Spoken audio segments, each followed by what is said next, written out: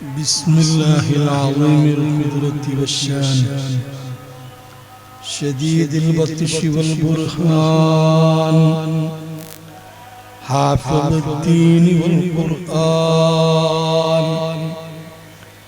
بسم الله ما شاء الله كان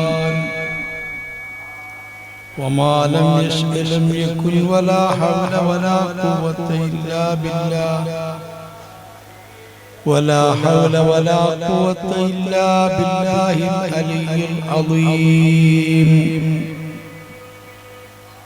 الحمد لله نحمده ونستعينه ونؤمن به ونتوكل عليه ونعوذ بالله من شرور أنفسنا ومن سيئات أعمالنا.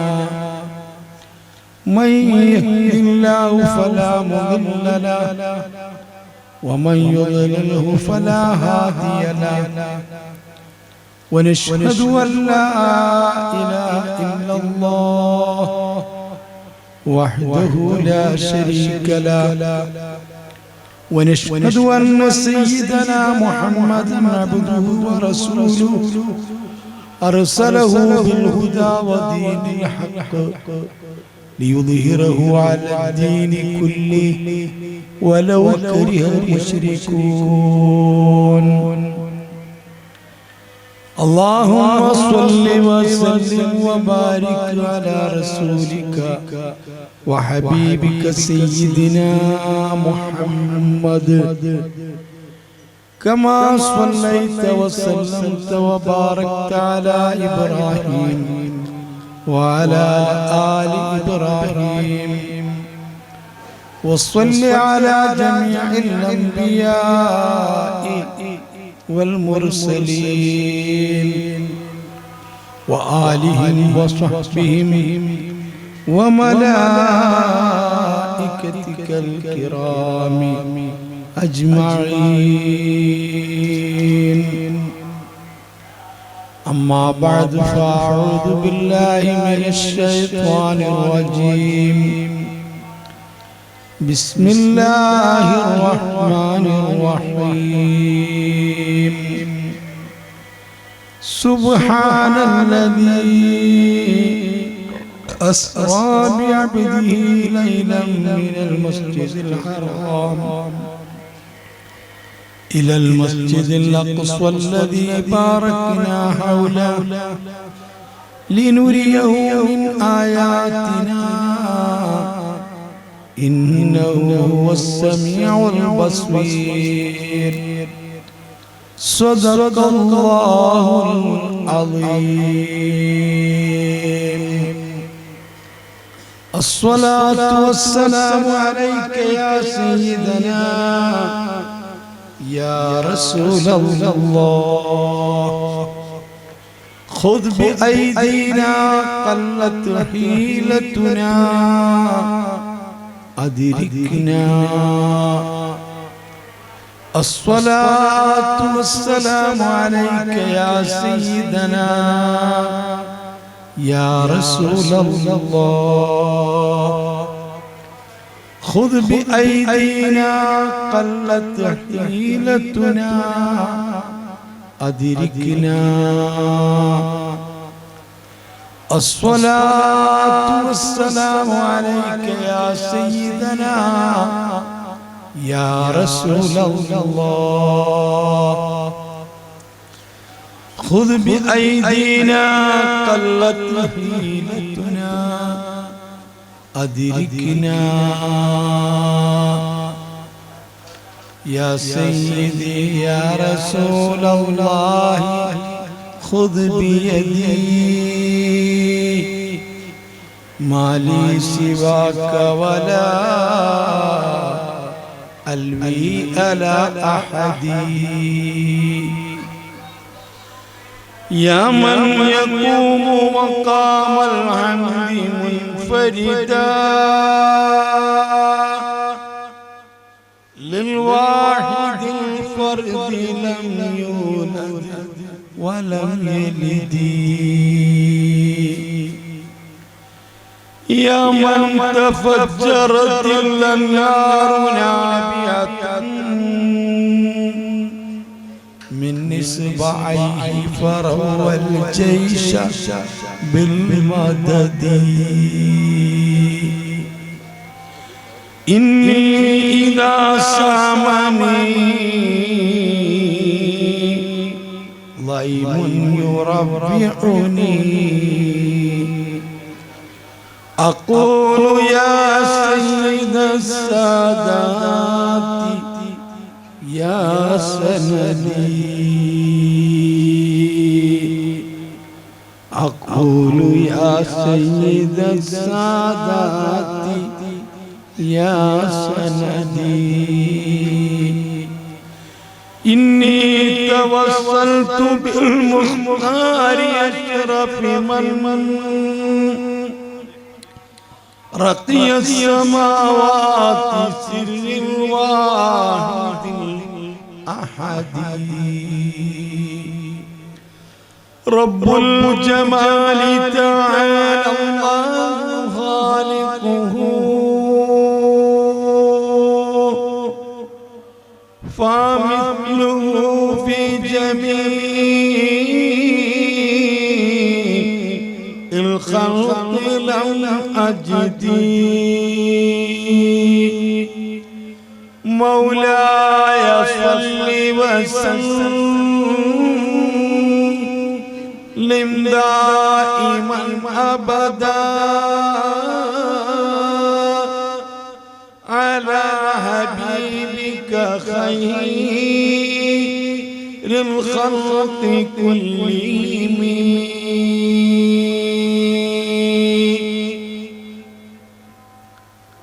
ആദരണീയരായ പണ്ഡിതന്മാർ,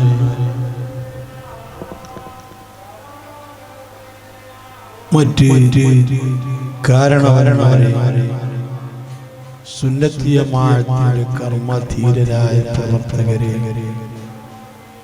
മാന്യ മുസ്ലിം സഹോദര സഹോദരികളെ, അല്ലാഹു സുബ്ഹാനഹു വ തആല നാം ഒത്തുകൂടിയതും പറയുന്നതും കേൾക്കുന്നതും ആഖിറത്തിൽ ഉപകരിക്കുന്ന അമലായി സ്വീകരിക്കുമാറാകട്ടെ. നമ്മിൽ നിന്ന് മരിച്ചുപോയ മാതാപിതാക്കൾ, മശായിഖുമാർ, ഉസ്താദുമാർ, ബന്ധുമിത്രാദികൾ, പ്രസ്ഥാന ബന്ധുക്കൾ, ഈ മഹത്തായ പള്ളി മദ്രസ സ്ഥാപിക്കുന്നതിന് അധ്വാനിച്ചവർ, സഹായിച്ചവർ, സഹകരിച്ചവർ, ഇന്നും ഇതിന്റെ പ്രവർത്തന രംഗത്ത് സജീവമായിട്ടുള്ളവർ എല്ലാവരുടെയും ബർസഖിയായ ജീവിതം അല്ലാഹു സന്തോഷിപ്പിക്കുമാറാകട്ടെ. ആഖിറത്തിൽ കൺകുളിർക്കെ പ്രതിഫലം ലഭിക്കുന്ന അമലുകളിൽ അല്ലാഹു പെടുത്തുമാറാകട്ടെ. ഈ മഹല്ലത്തിലെ ഖബർസ്ഥാനിൽ മറവ് ചെയ്യപ്പെട്ടു കിടക്കുന്ന മുഅ്മിനീങ്ങൾ, മുഅ്മിനാത്തുകൾ എല്ലാവരുടെയും ബർസഖി ജീവിതം അല്ലാഹു സന്തോഷിപ്പിക്കുമാറാകട്ടെ. പ്രത്യേകിച്ച് ഈ മഹത്തായ സ്ഥാപനത്തിന് വേണ്ടി സ്ഥലം നൽകിയവർ, മറ്റ് ഒത്താശ ചെയ്തവർ, എന്നും അവരുടെ ഖബറുകളിലേക്ക് ഇതിന്റെ പ്രതിഫലം അല്ലാഹു എത്തിച്ചു കൊടുക്കുമാറാവട്ടെ. ഈ മഹത്തായ റാത്തിബ് സ്ഥാപിക്കുകയും റാത്തിബിൽ എല്ലാ ആഴ്ചയിലും പങ്കെടുക്കുകയും ചെയ്യുന്ന സഹോദര സഹോദരിമാർ, എല്ലാവർക്കും നിറഞ്ഞ ഈമാനും ഹിദായത്തും അല്ലാഹു നിലനിർത്തി അനുഗ്രഹിക്കുമാറാകട്ടെ. ഈ മഹത്തായ പരിപാടി സംഘടിപ്പിക്കുന്നതിന് അധ്വാനിച്ചവർ, പ്രവർത്തിച്ചവർ, ഇതിലേക്ക് ആവശ്യമായ സഹായങ്ങൾ നൽകിയവർ, എല്ലാവരുടെയും എല്ലാവിധ ഹലാലായ ഉദ്ദേശങ്ങളും അല്ലാഹു നിറവേറ്റി ദീനിന്റെ ഖിദ്മയിൽ അല്ലാഹു ഉൾപ്പെടുത്തുമാറാകട്ടെ. ശാരീരികവും മാനസികവും സാമ്പത്തികവുമായ പ്രശ്നങ്ങൾ, പ്രയാസങ്ങൾ അനുഭവിക്കുന്നവർക്ക് അല്ലാഹു പരിഹാരവും ആശ്വാസവും നൽകി റാഹത്ത് നൽകുമാറാകട്ടെ. ആമീൻ യാ റബ്ബൽ ആലമീൻ എന്ന് ആമുഖമായി ദുആ ചെയ്യുക. ജീവിതത്തിലുടനീളം രഹസ്യമായും പരസ്യമായും അല്ലാഹു സുബ്ഹാനഹു വ തആല കൽപ്പിച്ചത് എടുക്കുകയും വിരോധിച്ചത് വർജിക്കുകയും ചെയ്ത് തഖ്വ ഉൾക്കൊള്ളണമെന്ന് എന്നോടും നിങ്ങളോടും ആദ്യമായി ഉണർത്തുകയാണ്. മഹാനായ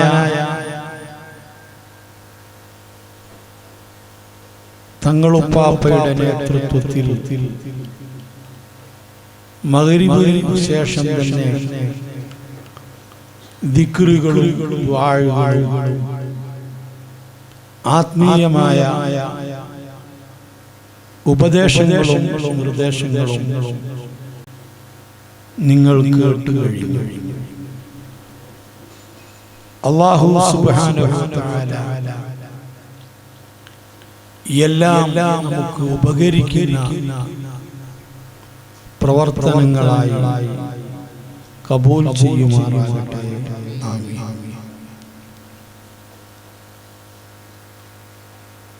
ഈ മഹത്തായ റാത്തിബ് വാർഷികത്തോടനുബന്ധിച്ച് നടക്കുന്ന ഒരു ദിവസത്തെ പ്രഭാഷണ പരിപാടി, അതിലേക്ക് ക്ഷണിക്കപ്പെട്ടപ്പോൾ വളരെ സന്തോഷത്തോടെ സ്വീകരിക്കുകയും അല്ലാഹുവിന്റെ തൗഫീഖ് കൊണ്ട് എത്തിച്ചേരാൻ സാധിക്കുകയും ചെയ്തു. നിങ്ങളെല്ലാവരും വളരെ നേരത്തെ എത്തി ഇവിടെ നടന്ന പരിപാടികളിലൊക്കെ സംബന്ധിച്ച് ക്ഷീണിച്ച് നിൽക്കുന്നവരാണ് എന്ന ഉത്തമ ബോധ്യമുള്ളതിനോടുകൂടെ തന്നെ 250 കിലോമീറ്റർ യാത്ര ചെയ്ത് വന്ന സ്ഥിതിക്ക് അല്പം ചില കാര്യങ്ങൾ ശ്രദ്ധയിൽപ്പെടുത്തി വളരെ പെട്ടെന്ന് അവസാനിപ്പിക്കും.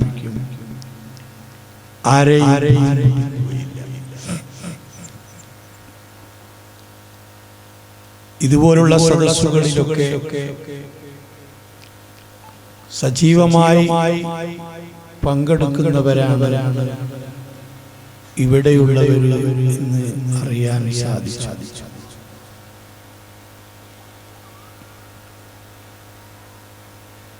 എന്നും ഈ മഹല്ലത്തിലെ ആദർശബോധവും ദീനിനോടുള്ള താല്പര്യവും നിലനിർത്തി തരുമാറാകട്ടെ എന്ന് ദുആ ചെയ്യാം. അല്ലാഹു സുബ്ഹാനഹു വ തആല നമുക്ക് കനിഞ്ഞരുളി അരുളിയ ഏറ്റവും വലിയ അനുഗ്രഹമാണ് ഈമാൻ എന്ന് പറയുന്നത്. ഈ പ്രപഞ്ചത്തിന്റെ പിന്നിൽ പ്രവർത്തിക്കുന്ന ജഗന്നിയന്താവായ അല്ലാഹുവിനെ അറിയാനും അവനെ കുറിച്ച് പറയാനും അവന്റെ കൽപ്പനകളും നിരോധാജ്ഞകളും ഉൾക്കൊണ്ട് ജീവിക്കാനും അവന്റെ കലാമാകുന്ന വിശുദ്ധ ഖുർആൻ പഠിക്കാനും അവനിലേക്ക് നമ്മെ എത്തിക്കുന്ന മുത്ത് മുഹമ്മദ് മുസ്തഫ സ്വല്ലല്ലാഹു അലൈഹി വസല്ലമ തങ്ങളെ കുറിച്ച് അറിയാനും പഠിക്കാനും പറയാനും കേൾക്കാനും എല്ലാം നമുക്ക് തൗഫീഖ് തന്നു. അത് ഏറ്റവും വലിയ അനുഗ്രഹമാണ്. എത്രയെത്ര ബുദ്ധിരാക്ഷസന്മാർ, ചിന്തകന്മാർ, വിദ്യാസമ്പന്നർ, എന്തൊക്കെ കണ്ട് പിടിച്ചവർ, പഠിച്ചവർ ആരെല്ലാം ലോകത്ത് ഇപ്പോഴും ഉണ്ട്, കഴിഞ്ഞു പോയിട്ടുണ്ട്. പക്ഷേ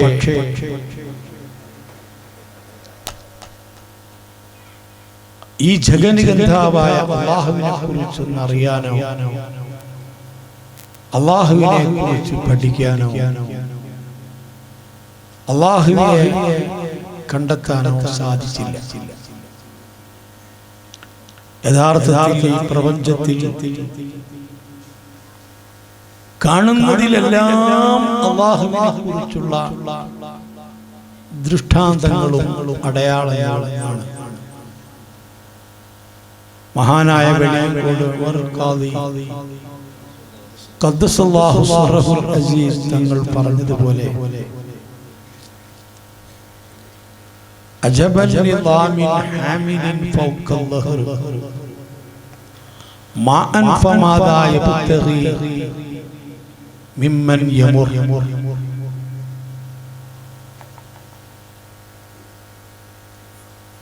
നിറഞ്ഞ വെള്ളപ്പാത്രം തന്റെ ചുമലിൽ ചുമന്നുകൊണ്ട്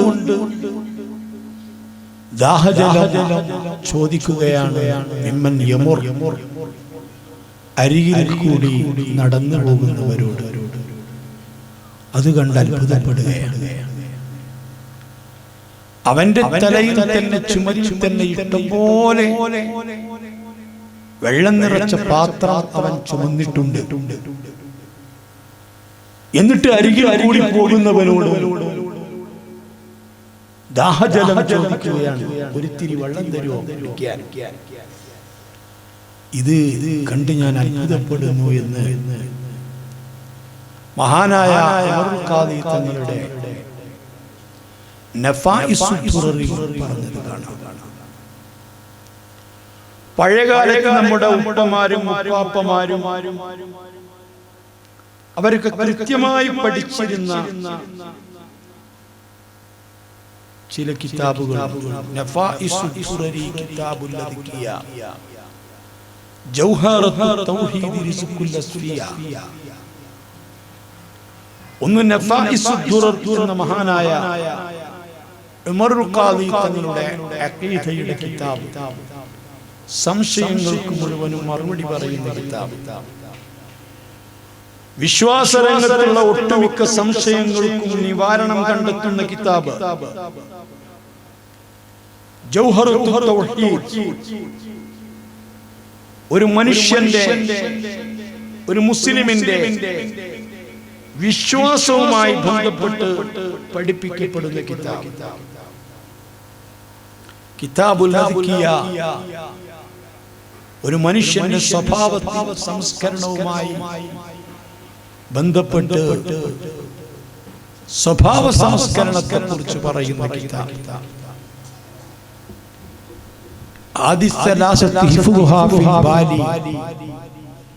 ഈ മൂന്ന് കിതാബുകളും പഠിക്കൽ, മനഃപ്പാഠമാക്കൽ ഓരോ മുസ്ലിമായ സ്ത്രീക്കും പുരുഷനും വളരെ അത്യാവശ്യമാണ്, വളരെ അനിവാര്യമാണ്.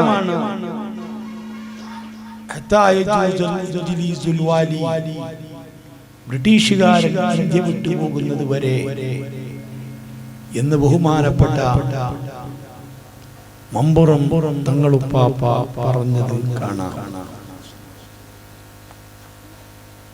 ഇന്ന് വിശ്വാസ രംഗത്താണ് നമുക്ക് ഏറ്റവും കൂടുതൽ അജ്ഞതയുള്ളത്, അറിവില്ലായ്മ. ഒരു മുസ്ലിമിന്റെ വിശ്വാസം എന്താണ്, എന്തൊക്കെയാണ് ഒരു മുസ്ലിം വിശ്വസിച്ചിരിക്കേണ്ടത്, ഈ കാര്യങ്ങളെ കുറിച്ച് പലപ്പോഴും നമ്മൾ ബോധവാന്മാരല്ല. നാം പഠിക്കുന്നില്ല, നമ്മുടെ മക്കൾക്ക് പഠിപ്പിക്കുന്നില്ല.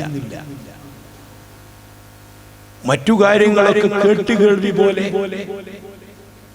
ഇസ്ലാമിലെ വിശ്വാസങ്ങളെ കുറിച്ചും വെറും കേട്ടുകേൾവി മാത്രമായി ചുരുങ്ങിയിട്ടുണ്ടോ എന്ന് സംശയിക്കേണ്ടിയിരിക്കുന്നു.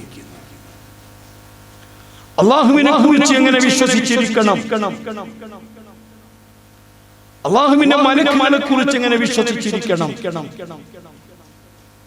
അല്ലാഹു ഇറക്കിയ ഗ്രന്ഥങ്ങളെ കുറിച്ച് എങ്ങനെ വിശ്വസിച്ചിരിക്കണം, ആരാണ് അല്ലാഹുവിന്റെ പ്രവാചകന്മാര്, എന്താണ് അന്ത്യനാൾ എന്ന്, എന്താണ് ഖദറിൽ വിശ്വസിക്കുക എന്നതിന്റെ താല്പര്യം, ഇത്തരം വിശ്വാസപരമായ കാര്യങ്ങളെ കുറിച്ച് വളരെ കൃത്യമായിട്ട് ബോധമുള്ള എത്ര ആളുകളുണ്ട് എന്ന് ഞാൻ ചോദിക്കാൻ ഉദ്ദേശിക്കുകയാണ്. നമ്മൾ വിശ്വസിക്കുന്ന അല്ലാഹു ആരാ?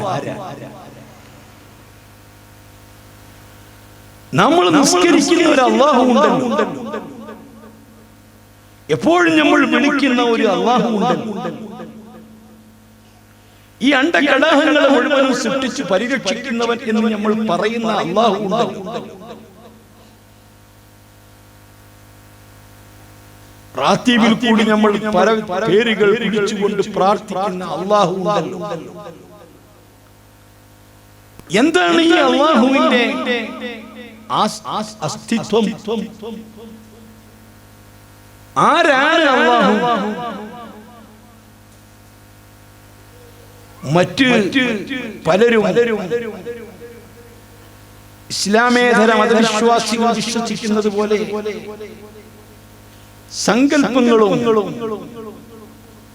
അല്ലെങ്കിൽ അവരുടെ ബുദ്ധിയിൽ രൂപപ്പെടുത്തുന്ന രൂപങ്ങളുമാണോ നമ്മുടെ അല്ലാഹു? നമ്മുടെ അല്ലാഹു ഭൂമിയിലാണ്, നമ്മുടെ അല്ലാഹു ആകാശത്താണ്, നമ്മുടെ അല്ലാഹു വെള്ളത്തിലാണോ, നമ്മുടെ അല്ലാഹു കരയിലാണോ? എന്താണ് നമുക്ക് അല്ലാഹുവിനെ പറ്റി അറിയാം? അല്ലാഹുവിനെ നിസ്കരിക്കുന്നുണ്ട്, അല്ലാഹുവിനെ നാം നോമ്പെടുക്കുന്നുണ്ട്, അല്ലാഹുവിന്റെ അസ്മാഉൽ ഹുസ്ന നമ്മൾ ചൊല്ലുന്നുണ്ട്.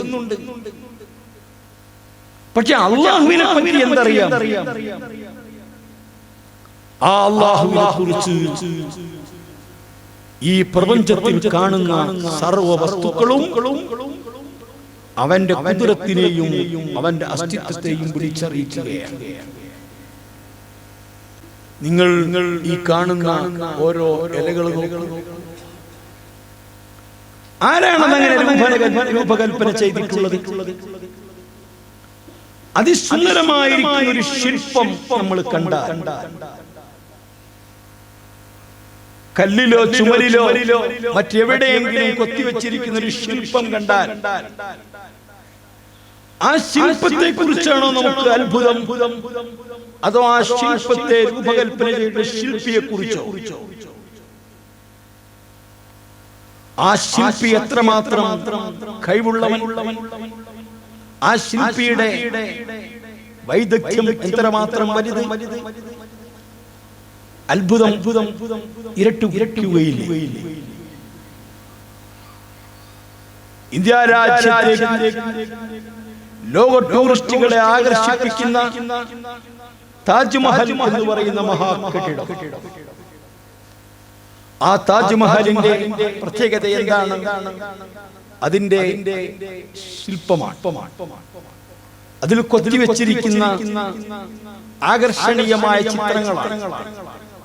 അതിന്റെ രൂപകൽപ്പനകളാണ്.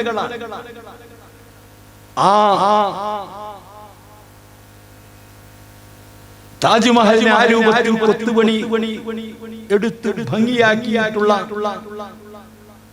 ആ ശില്പിയെ അദ്ദേഹത്തിന്റെ കൈകൾ വെട്ടിക്കളഞ്ഞു എന്നാണ് കേൾക്കുന്നത്. ഇനി ഒരിക്കലും അതുപോലത്തെ ഒരു ശില്പം ഉണ്ടാക്കാതിരിക്കാൻ വേണ്ടി, അതേപോലത്തെ ഒന്ന് നിർമ്മിക്കാതിരിക്കാൻ വേണ്ടി അദ്ദേഹത്തിന്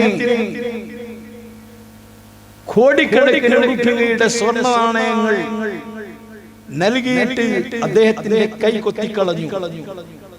ഇനി അത് ഉണ്ടാക്കാതിരിക്കാൻ വേണ്ടി എന്നാണ് ചരിത്രത്തിൽ കേൾക്കാൻ സാധിച്ചത്. എന്താണ് അതിന്റെ യാഥാർത്ഥ്യം? ഇന്നും മുംതാസ് ബീഗത്തിന്റെ ആ ശവകുടീരത്തിൽ ഖബറിൻ മുകളിലേക്ക് അതിന്റെ ഒത്ത സെന്ററിൽ നിന്ന് മഴ പെയ്യുന്ന സമയത്ത് വെള്ളം വെറ്റി വീഴുന്നത് കാണുന്നു. അവസാനം വെള്ളമുറ്റി വീഴുന്നല്ലോ എന്ന് പറഞ്ഞു രൂപകൽപ്പന ചെയ്തിരിക്കുന്ന ശില്പിയോട് പറഞ്ഞപ്പോൾ അത് ഇനി നന്നാക്കാൻ കഴിയില്ല, എന്റെ കൈ മുറിച്ചു പോയില്ലേ, ഇനി അത് ശരിപ്പെടുത്തണമെങ്കിൽ എന്റെ കൈ മുറിച്ചു പോയില്ലേ. അതിലും വലിയ ചിന്തയാണ് അയാളുടെ മനസ്സിൽ. എന്റെ കൈ മിക്കവാറും കൊത്തിപ്പെടും, മുറിക്കപ്പെടും എന്ന് അദ്ദേഹത്തിന് അറിയാം. പറഞ്ഞു വന്നത് അത് കാണുമ്പോൾ എന്തൊരു അത്ഭുതം. അത് രൂപകൽപ്പന ചെയ്ത വ്യക്തിയെ കുറിച്ച് നമുക്ക് എന്തൊരു മതിപ്പ്. എന്നാൽ നിങ്ങൾ ഈ കലയിൽ കാണുന്ന ഓരോ ഇലകളെ കുറിച്ച് ഓർത്തു നോക്കൂ. ആരാധന രൂപകൽപ്പന ചെയ്തത്? നിങ്ങളുടെ ഈ തെങ്ങിന്റെ ഓലകളെ കുറിച്ച് നോക്കൂ, കൊലച്ചു വരുന്ന കൊലയെ കുറിച്ച് നോക്കൂ, അതിൽ മുട്ടിട്ട് വരുന്ന തേങ്ങയെ പറ്റി നോക്കൂ, തേങ്ങയ്ക്ക് ചുറ്റുമുള്ള ചകിരിയെ പറ്റി നോക്കൂ, അതിനിടത്ത് ശക്തമായിരിക്കുന്ന ഒരു ചിരട്ട എന്ന് പറയുന്നതിനെ കുറിച്ച് നോക്കൂ, അതിനുള്ളിലുള്ള കയമ്പിനെ കുറിച്ച് നോക്കൂ, അതിനകത്തുള്ളതായ മധുരമുള്ള വെള്ളത്തെ കുറിച്ച് നോക്കൂ. ഇങ്ങനെ ഈ ലോകത്ത് കാണുന്ന എത്രയെത്ര അത്ഭുത സാധനങ്ങൾ, കടലിലേക്ക് എറിയാൽ എത്ര അത്ഭുതമുള്ള മത്സ്യങ്ങൾ, കാട്ടിലെത്ര ചന്തമുള്ള ജീവികൾ, ഇതൊക്കെ രൂപകൽപ്പന ചെയ്തതാരാണ്?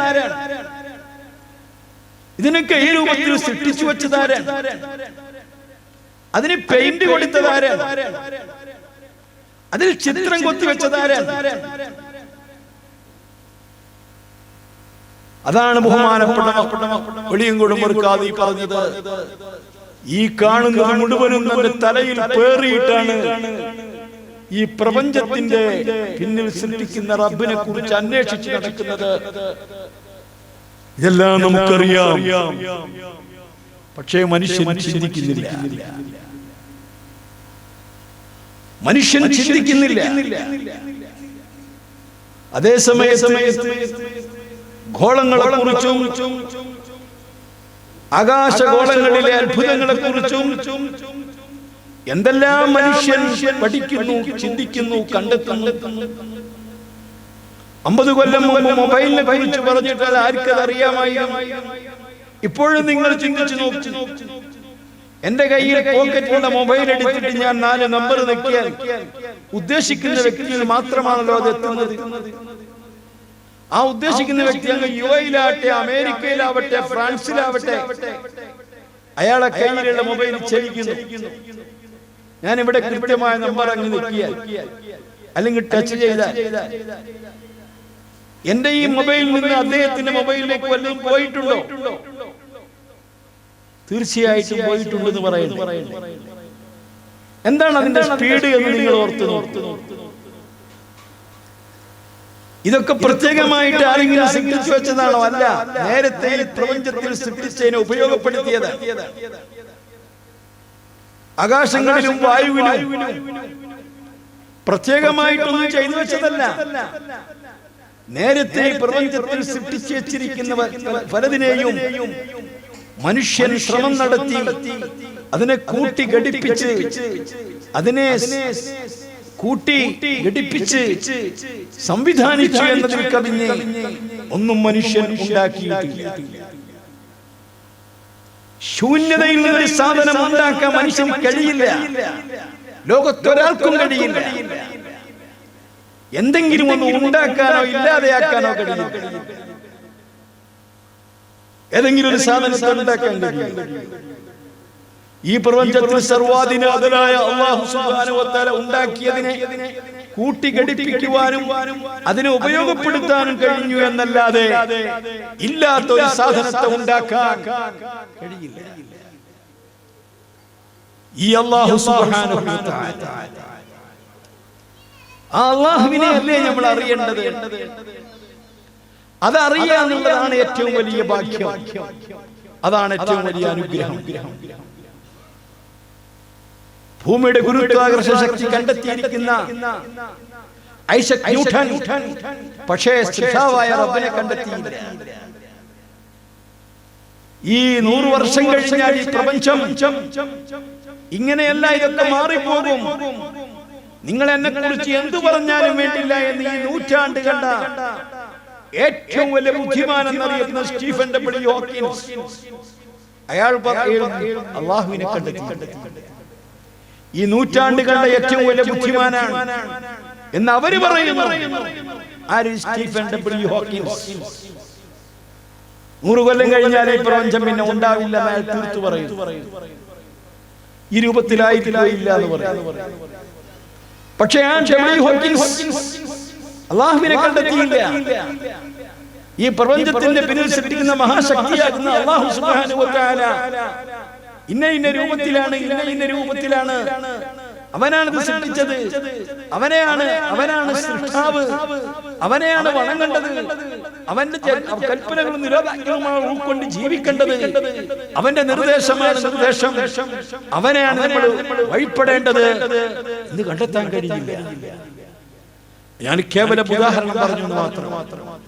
അങ്ങനെ എത്ര ബുദ്ധിമാന്മാർ, എത്ര ശാസ്ത്രജ്ഞന്മാർ, എത്ര ചിന്തകന്മാർ, എത്ര കഴിവുള്ളവർ, എന്തെല്ലാം നേടിയവർ, എന്തെല്ലാം നേടാൻ ശ്രമിച്ചുകൊണ്ടിരിക്കുന്നവർ. പക്ഷേ അവനവന്റെ കണ്ണിന്റെ മുൻപിലും അവനവന്റെ കാലിന്റെ ചുവട്ടിലും അവനവന്റെ കൈയുടെ അകലത്തിലും ആയിരക്കണക്കിന് ദൃഷ്ടാന്തങ്ങൾ, അടയാളങ്ങൾ, തെളിവുകൾ നിരത്തിയിട്ട് അല്ലാഹുവിനെ കുറിച്ച് വിളിച്ചു പറയുമ്പോൾ ആ അല്ലാഹുവിനെ ഒന്ന് മനസ്സിലാക്കാനോ, ആ അല്ലാഹുവിനെ ഒന്ന് വിശ്വസിക്കാനോ, അവനെ പറ്റി ഒന്ന് പറയാനോ ഈ ബുദ്ധിമാന്മാർക്ക് മുഴുവൻ കഴിഞ്ഞില്ല എങ്കിൽ മനുഷ്യായ ഈ പാവപ്പെട്ട എനിക്കും നിനക്കും, അതുപോലെ നമ്മളെക്കാൾ പാവപ്പെട്ട ദുർബലരായ ആളുകൾ,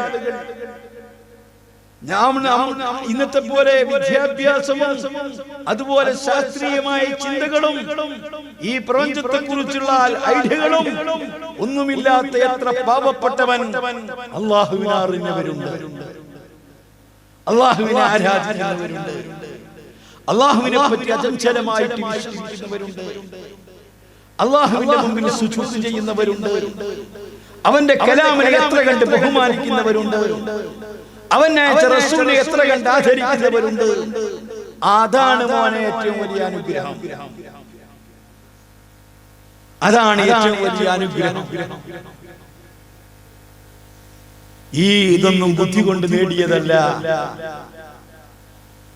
ഞാനും നിങ്ങളും വിശുദ്ധ ഇസ്ലാമിലേക്ക് കടന്നു വന്നത് ഇസ്ലാമിന്റെ സൗന്ദര്യവും ഇസ്ലാമിന്റെ യുക്തിയും ഇസ്ലാമിലെ ശാസ്ത്രീയ സത്യവും ഇസ്ലാമിന്റെ പ്രത്യേകതകളും മനസ്സിലാക്കി ഉൾക്കൊണ്ടുകൊണ്ടൊന്നും ഇസ്ലാമിൽ വന്നതല്ല.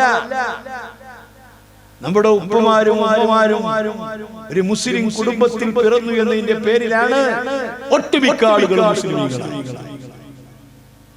അതിൽ അല്ലാഹു വലിയൊരു ഭാഗ്യം നൽകി. പൂർണ്ണമായി നമുക്ക് അറിഞ്ഞാലും അറിഞ്ഞില്ലെങ്കിൽ അങ്ങനത്തെ അല്ലാഹുവിൽ നമുക്ക് വിശ്വാസമുണ്ട്. ആ അല്ലാഹുവിനെ നമ്മൾ കാണും എന്നും ആഖിറത്തിൽ വെച്ച് കാണും എന്നും വിശ്വസിക്കുന്നുണ്ട്.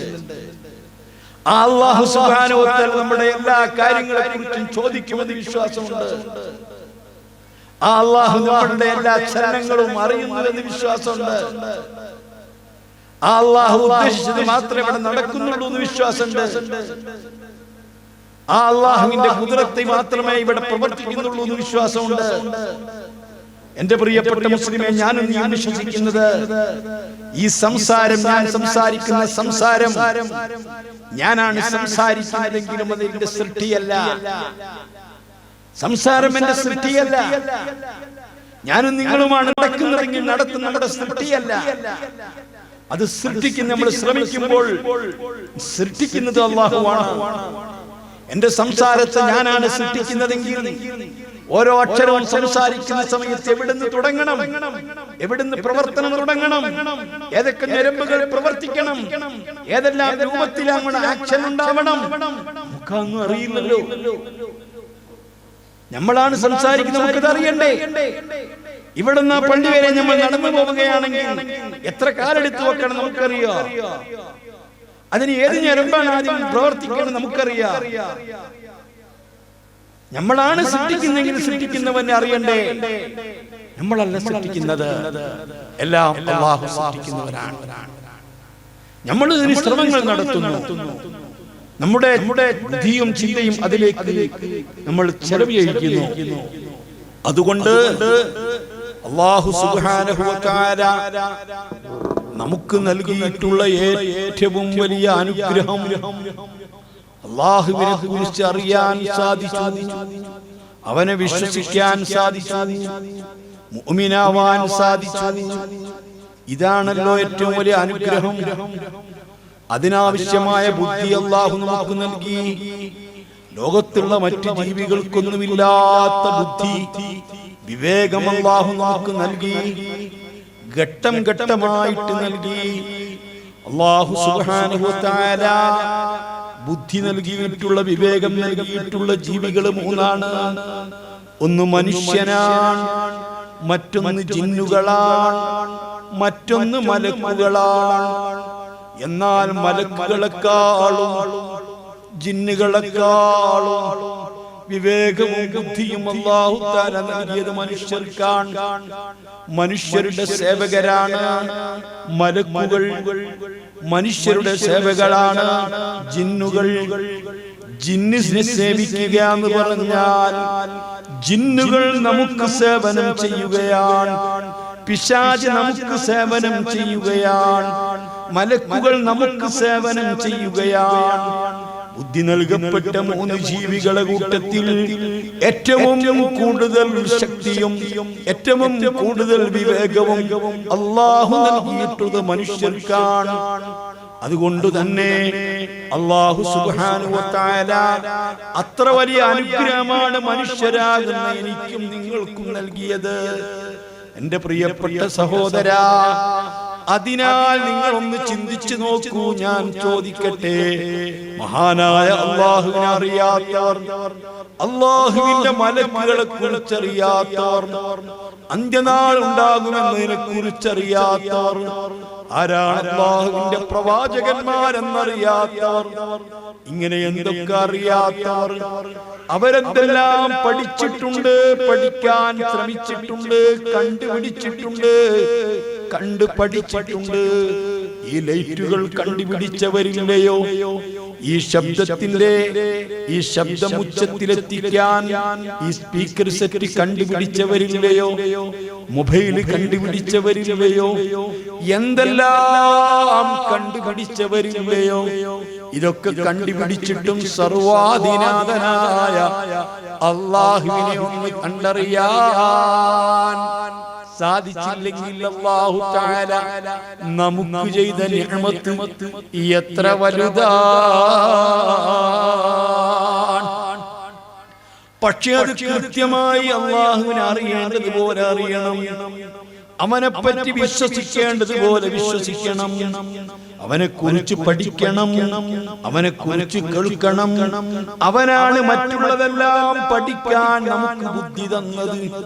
അവൻ തന്ന കണ്ണിന്റെ കാഴ്ച കൊണ്ടാണ് ഈ പ്രപഞ്ചത്തിന്റെ സൗന്ദര്യം കാണുന്നത്. അവൻ തന്ന കേൾവി ശക്തി കൊണ്ടാ മറ്റു മുഴുവനും നമ്മൾ കേൾക്കുന്നത്. അവൻ തന്നത് കൊണ്ടല്ലേ. അതൊക്കെ തന്ന അല്ലാഹുവിനെയല്ലേ നമ്മൾ ഏറ്റവും കൂടുതൽ അറിയേണ്ടത്. ഞാൻ എന്റെ പ്രിയപ്പെട്ട മുഅ്മിനീങ്ങളോട് ചോദിക്കുകയാ, 24 മണിക്കൂറും സർവാധിനാഥനായ റബ്ബുൽ ഇസ്സത്ത് തന്ന അനുഗ്രഹങ്ങളെ കൊണ്ട് നമ്മൾ ജീവിക്കുന്നു. അവൻ തന്ന അവയവങ്ങൾ ഉപയോഗപ്പെടുത്തുന്നു, അവൻ തന്ന ആരോഗ്യം ഉപയോഗപ്പെടുത്തുന്നു. ഒരു നേരം വെള്ളം കുടിക്കുന്ന സമയത്ത് വെള്ളം താഴേക്ക് ഇറങ്ങിയില്ലെങ്കിൽ അതിന്റെ അവസ്ഥ നമുക്കൊന്നറിയില്ലേ? അല്ലാഹ് ഒരു മനുഷ്യൻ കാലത്ത് എഴുന്നേൽക്കുന്ന സമയത്ത് എഴുന്നേൽക്കാൻ പറ്റുന്നില്ല. അവന് സ്റ്റോക്ക് ബാധിച്ചിട്ട് ഒരു ഭാഗം കൊഴിഞ്ഞു പോയാൽ അതിന്റെ അപകടം എന്താ നമുക്ക് ഊഹിക്കാവുന്നതല്ലേ ഉള്ളൂ. മാരകമായിരിക്കുന്ന ക്യാൻസർ പോലെയുള്ള രോഗം പിടിപെട്ടുകൊണ്ട് ശക്തമായി വേദനിക്കുന്ന മനുഷ്യന്റെ പ്രയാസങ്ങൾ നമുക്ക് ഓർക്കാവുന്നതല്ലേ ഉള്ളൂ.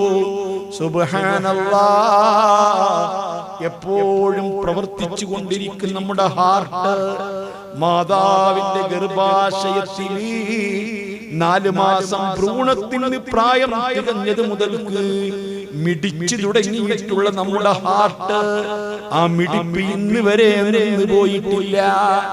ഒരു സെക്കൻഡിൽ എത്രയാ, ഒരു മിനിറ്റിൽ 80-82 തവണയാ മിടിച്ചു കൊണ്ടിരിക്കുന്നത്. ആ മിടിപ്പ് നിന്നാൽ പിന്നെ നമുക്ക് ഹയാത്തില്ലല്ലോ, നമുക്ക് പിന്നെ ജീവില്ലല്ലോ, പിന്നെ നമ്മുടെ കൈയും കാലും ആവശ്യമില്ലല്ലോ, പിന്നെ നമ്മെ ആർക്കും വേണ്ടല്ലോ, പിന്നെ ആരും നമ്മളെ പരിഗണിക്കില്ലല്ലോ. ഭർത്താവിന് ഭാര്യയെ വേണ്ടല്ലോ, ഭാര്യക്ക് ഭർത്താവിനെ വേണ്ടല്ലോ, മക്കൾക്ക് മാതാപിതാക്കളെ വേണ്ടല്ലോ, മാതാപിതാക്കൾക്ക് മക്കളെ വേണ്ടല്ലോ. ഹൃദയം മിടിക്കാത്ത ഉമ്മനെ പിന്നെ എന്തിന്, ഹൃദയം മിടിക്കാത്ത ഉപ്പയെ പിന്നെ എന്തിന്, ഉമ്മ ഹൃദയം മിടിക്കാത്ത മക്കളെ പിന്നെ എന്തിന്? ആ ഹൃദയം നീ കൃത്യമായിട്ട് മിടിപ്പിക്കുന്ന അല്ലാഹു തആല, നിന്റെ കിഡ്നിയെ പ്രവർത്തിപ്പിക്കുന്ന അല്ലാഹു തആല, നിന്റെ കണ്ണിന്റെ കാഴ്ച നിലനിൽക്കാൻ വേണ്ടി ആവശ്യാനുസരണം നിന്റെ കണ്ണിലേക്ക് കണ്ണുനീരിങ്ങനെ ചൊരിഞ്ഞുകൊണ്ടിരിക്കുന്ന കൺപോളയുടെ താഴ്ഭാഗത്തുള്ള ഗ്രന്ഥികളിൽ നിന്ന് കണ്ണിലേക്ക് ആവശ്യമായ കണ്ണുനീർ, ആ കണ്ണുനീരിങ്ങനെ പ്രവഹിപ്പിച്ചു കൊണ്ടിരിക്കുന്ന റബ്ബ് തആല, നിന്റെ കേൾവി ശക്തി ഹൃദയത്തിൽ നിന്റെ ചെവിക്കകത്ത് സ്ഥിരീകരിച്ചിരിക്കുന്ന സംവിധാനിച്ചുള്ള റബ്ബുൽ ഇസ്സത്ത്, ആ റബ്ബുൽ ഇസ്സത്തിനെ കുറിച്ച് കേൾക്കാൻ മോനെ നിനക്ക് കഴിഞ്ഞില്ലെങ്കിൽ, ആ റബ്ബിനെ പറ്റി പറയാൻ നിന്റെ നാവ് ഉപയോഗപ്പെടുത്തിയിട്ടില്ലെങ്കിൽ, ആ റബ്ബിനെ പറ്റി ദൃഷ്ടാന്തങ്ങൾ കാണാൻ നിന്റെ കണ്ണ് ഉപയോഗപ്പെടുത്തിയില്ലെങ്കിൽ, എന്തൊക്കെ വായിക്കാൻ നിനക്ക് സമയമുണ്ട്, എന്തൊക്കെ പറയാൻ നിനക്ക് സമയമുണ്ട്, എന്തൊക്കെ പ്രസംഗിക്കാൻ നിനക്ക് സമയമുണ്ട്, ആരോടൊക്കെ എന്തൊക്കെ നീ പറയുന്നുണ്ട്. പക്ഷേ നിന്റെ സർവാധിനാഥനായ റബ്ബ്, ഇതെല്ലാം നിനക്ക് നൽകിയ റബ്ബ്, നിന്റെ സംസാരശേഷി നൽകിയ റബ്ബ്, ആ റബ്ബിന്റെ കലാമൊന്ന് വായിക്കാൻ കഴിഞ്ഞില്ലെങ്കിൽ, ആ റബ്ബിനെ പറ്റി അല്ലാഹ്, ആ റബ്ബിനെ പറ്റി സുബ്ഹാനല്ലാഹ്, ആ റബ്ബിനെ പറ്റി ലാ ഇലാഹ ഇല്ലല്ലാഹ് എന്നൊന്ന് പറയാൻ നിനക്ക് പറ്റിയില്ലെങ്കിൽ, മോനെ നീ ഒന്ന് ചിന്തിച്ചു നോക്ക്. നീ ഒന്ന് നിന്റെ രാത്രി പോയി കിടക്കുമ്പോൾ നിന്റെ മാറുവിടത്തിലേക്ക് നിന്റെ കൈവച്ചുകൊണ്ടൊന്ന് ചിന്തിച്ചു നോക്ക്. ഈ ഹൃദയം മിടിപ്പിച്ചു കൊണ്ടിരിക്കുന്ന റബ്ബിനെ പറ്റി നിനക്കൊന്ന് ചിന്തിക്കാൻ ടൈം കിട്ടിയില്ലെങ്കിൽ, പറയാൻ ടൈം കിട്ടിയില്ലെങ്കിൽ, നിന്റെ ഈ കിടുകിടുത്ത ആരോഗ്യമുള്ള മെയ്പവറുള്ള കൈയും കാലും കണ്ണും കാതും നിന്റെ ശരീരമുണ്ടല്ലോ, ഈ ശരീരം കൊണ്ട് ഒരു 4 റക്അത്ത് നിസ്കരിക്കാൻ, ഒരു ഒരു 17 റക്അത്ത് ദിവസം കൃത്യമായിട്ട് നിസ്കരിക്കാൻ. അല്ലാഹു 34 സുജൂദ് നിന്റെ റബ്ബിന്റെ മുമ്പിൽ ഒന്ന് നെറ്റി വെച്ചുകൊണ്ട് സുജൂദ് ചെയ്യാൻ. നിനക്കൊരു 17 ഫാത്തിഹ സൂറത്ത് അവന്റെ കലാമെന്ന് ഓതാൻ, അവനെ കുറിച്ച് അല്ലാഹു അക്ബർ അല്ലാഹു അക്ബർ, എന്റെ റബ്ബാണ് വലിയവൻ, എന്നെ സൃഷ്ടിച്ചവനാണ് ഏറ്റവും വലിയവൻ, അന്നെ കാഴ്ച തന്നവനാണ് ഏറ്റവും വലിയവൻ, സംസാരിച്ചു തന്നവനാണ് ഏറ്റവും വലിയവൻ എന്നർത്ഥം വരുന്ന ഈ തക്ബീറുകളൊന്നും ചെല്ലാൻ അതിനൊന്നും നിനക്ക് പറ്റിയില്ലെങ്കിൽ, അതിനൊന്നും സമയം കണ്ടെത്തിയില്ലെങ്കിൽ, അതിനെങ്ങാനും നീ തയ്യാറാകുന്നില്ലെങ്കിൽ നിന്റെ ഈ കേൾവി അങ്ങ് പിൻവലിച്ചാലോ, നിന്റെ കൈവങ്ങ് പിൻവലിച്ചാലോ, നിന്റെ നാവിന്റെ സംസാര ശേഷി അങ്ങ് പിൻവലിച്ചാലോ, നിന്റെ കണ്ണിലെ കണ്ണുനീരങ്ങ് വറ്റിപ്പോയാലോ, നിന്റെ കേൾവി സംവിധാനം അങ്ങ് തകരാറിലായാലോ, നിന്റെ ഹാർട്ടിന്റെ മിടിപ്പങ്ങ് നിന്ന് പോയാലോ, നിന്റെ കിഡ്നിയുടെ പ്രവർത്തനം നിലച്ചു പോയാലോ, നിന്റെ ലിവറിന്റെ പ്രവർത്തനം ഒന്ന് തകരാറിലായാലോ, എന്തൊക്കെയാ മോനെ പിന്നെ നിന്റെ അവസ്ഥ? പിന്നെ നിനക്കൊരു ശാസ്ത്രക്രിയ നടത്താൻ 40-50 ലക്ഷങ്ങൾ വേണ്ടി വരുന്നു, നിനക്ക് മാസങ്ങളോളം വർഷങ്ങളോളം റെസ്റ്റ് വേണ്ടി വരുന്നു. പിന്നെ എന്തൊക്കെയാ ചെയ്യുന്നത്? പിന്നെ എന്തൊക്കെ പ്രയാസങ്ങളാണ് അനുഭവിക്കുന്നത്? ആരെ മുമ്പിലൊക്കെയാ നീ ചെന്നുകൊണ്ട് യാചന നടത്തുന്നത്? ആരോടൊക്കെയാ നിന്റെ സങ്കടം പറയുന്നത്? പിന്നെ നിനക്ക് ഉദ്ദേശിക്കുന്ന ജോലിക്ക് പോകാൻ പറ്റുമോ? നീ ഉദ്ദേശിച്ച രൂപത്തിൽ നിനക്ക് അടിച്ചു പൊളിച്ച് ജീവിക്കാൻ പറ്റുമോ? നീ ഉദ്ദേശിച്ച രൂപത്തിൽ പിന്നെ നിനക്ക് വഴക്കുവക്കാണോ ഉണ്ടാക്കാൻ പറ്റുമോ? പിന്നെ നീ ഉദ്ദേശിച്ച പോലെ അടിച്ചു പൊളിക്കാൻ പറ്റുമോ? നിനക്ക് എന്തെങ്കിലും ചെയ്യാൻ പിന്നെ പറ്റുമോ? എന്തേ മോനെ ചിന്തിക്കാത്തത്? എന്തേ നിന്റെ ചിന്തക്ക് പറ്റിയത്? എന്തേ നിന്റെ ബുദ്ധിക്ക് പറ്റിയത്? ഈ കാണുന്നതൊക്കെ അങ്ങനെയല്ലേ? ആയിരക്കണക്കിന് ആളുകളെ നീ കണ്ടില്ലേ? അവരെ കുറിച്ച് നീ അറിഞ്ഞില്ലേ? രോഗശയ്യയിൽ കിടക്കുന്നത് കാണുന്നില്ലേ? എഴുന്നേറ്റ് നിൽക്കാൻ പറ്റാത്തത് കണ്ടില്ലേ? കോടീശ്വരന്മാരെ കോടികൾ നശിച്ചു പോയത് നീ കണ്ടില്ലേ? അവരൊക്കെ ഇന്ന് ഒന്നിനും കഴിയാതെ പാവങ്ങളായി ഏതെങ്കിലും ബെഡുകളിൽ കിടന്നിട്ട് ജീവശവം പോലെ നീങ്ങുന്നത് കണ്ടില്ലേ? ആരെയും ആർക്കും ഇന്നവരെ വേണ്ട, പ്രിയപ്പെട്ട മക്കൾക്ക് വേണ്ട. എത്ര നിന്നെ ശുശ്രൂഷിക്കുന്ന മക്കളാണെങ്കിലും, നിന്നെ സ്നേഹിക്കുന്ന മക്കളാണെങ്കിലും, നിന്നെ സ്നേഹിക്കുന്ന ഭാര്യയാണെങ്കിലും 1-2 ദിവസം 1-2 ആഴ്ച നീ കിടപ്പിലായി കഴിഞ്ഞാൽ, നീ ഉദ്ദേശിച്ചതുപോലെ എഴുന്നേൽക്കാൻ പറ്റാതെ വന്നാൽ, നിന്റെ ഭാര്യയ്ക്ക് നിന്നിൽ പ്രതീക്ഷ തീർന്നു കഴിഞ്ഞാൽ, നിന്റെ മക്കൾക്ക് നിന്നിൽ പ്രതീക്ഷ കഴിഞ്ഞാൽ ആരും കൊതിച്ചു പോകൂല. ഇതൊന്ന് മരിച്ചിരിട്ടിയെങ്കിലേ, ഇതിനെ കൊണ്ടുള്ള ശല്യമൊന്ന് തീർന്നു കിട്ടിയെങ്കിലേ. നിന്റെ മക്കൾ നോക്കുകയാണെങ്കിൽ എത്ര കാലം നോക്കും? നിന്റെ ഭാര്യ നോക്കുകയാണെങ്കിൽ എത്ര കൊല്ലം നോക്കും? നിന്റെ മക്കൾ നോക്കുകയാണെങ്കിൽ എത്ര കൊല്ലം നോക്കും? നിന്റെ ഭർത്താവ് നിന്നെ നോക്കുകയാണെങ്കിൽ എത്ര കൊല്ലം നോക്കും? ആരും കൂടുതലൊന്നും നിന്നെ നോക്കുകയില്ല, ആരും കൂടുതലൊന്നും നിന്നെ പരിഗണിക്കുകയില്ല. നിന്നിൽ അവർക്ക് പ്രതീക്ഷ അവസാനിച്ചു പോയാൽ ഇക്കാലം അത്രയും ഞങ്ങളെ പ്രിയപ്പെട്ട ഉപ്പ സമ്പാദിച്ച സമ്പാദ്യങ്ങളൊക്കെ ഇനി ഉപ്പാക്ക് വേണ്ടി തന്നെ ചെലവഴിക്കേണ്ടി വരുമല്ലോ എന്ന് അവര് ചിന്തിച്ചാൽ, ഈ ഉപ്പ പെട്ടെന്ന് മരിച്ചു കിട്ടിയെങ്കിലും ചിന്തിക്കാത്ത മക്കളുണ്ടോ? അങ്ങനെ ആലോചിക്കാത്ത മക്കളുണ്ടോ? ഇതാണ് നിനക്ക് വരാൻ പോകുന്ന അവസ്ഥ. അതുകൊണ്ട് റബ്ബിനെ പറ്റി ഓർക്കണ്ടേ മോനെ, റബ്ബിനെ പറ്റി അറിയണ്ട മോനെ, റബ്ബിനെ പറ്റി ചിന്തിക്കണ്ടേ, റബ്ബിനെ പറ്റി പറയണ്ടേ, റബ്ബിന് സുജൂദ് ചെയ്യണ്ടേ, അവന്റെ കലാമൊന്ന് വായിക്കണ്ടേ, അവനെ പറ്റി ആഴ്ചയിൽ ഒരിക്കലെങ്കിലും ഒന്ന് കേൾക്കണ്ടേ, അവനെ പറ്റി എന്തെങ്കിലും ഒക്കെ ഒന്ന് പഠിക്കണ്ടേ, അവന്റെ കൽപ്പനകൾ സ്വീകരിക്കണ്ടേ, അവൻ വിലക്കിയതൊന്ന് അവസാനിപ്പിക്കണ്ടേ. ഇതാണ് അല്ലാഹു സുബ്ഹാനഹു വ തആല മനുഷ്യന് നൽകിയിട്ടുള്ള, മുസ്ലിമീങ്ങൾക്ക് നൽകിയിട്ടുള്ള, മുഅ്മിനീങ്ങൾക്ക് നൽകിയിട്ടുള്ള ഏറ്റവും വലിയ അനുഗ്രഹം മോനെ. ഈ അനുഗ്രഹം നിലനിർത്തി കിട്ടാനും ഈ അനുഗ്രഹം നിലനിർത്തിയിട്ട് ഈ അനുഗ്രഹത്തോടു കൂടി തന്നെ മരിക്കാനും മരിക്കുന്ന സമയത്ത് എന്റെ റബ്ബിലേക്ക് ഞാനിതാ തിരിച്ചു പോവുകയാ. എന്റെ കണ്ണും കയ്യും കാലും കാതും തന്ന റബ്ബിലേക്ക് ഞാൻ തിരിച്ചു പോവുകയാ. എന്റെ എല്ലാ വാക്കുകളും പ്രവൃത്തികളും നിരീക്ഷിച്ചിരുന്ന റബ്ബിലേക്ക് തിരിച്ചു പോവുകയാ. അവൻ എന്നെ ചോദ്യം ചെയ്യാനുണ്ട്. അവനാണ് എന്നോട് ചോദിക്കാൻ അർഹതയുള്ളവൻ. ആ റബ്ബിലേക്ക് തിരിച്ചു പോവുകയാ എന്ന ബോധത്തോടൊന്ന് കണ്ണടച്ചു കിട്ടാൻ, എന്ന ബോധത്തോടൊന്ന് തിരിച്ചു പോകാൻ കഴിയണ്ടേ മക്കളെ?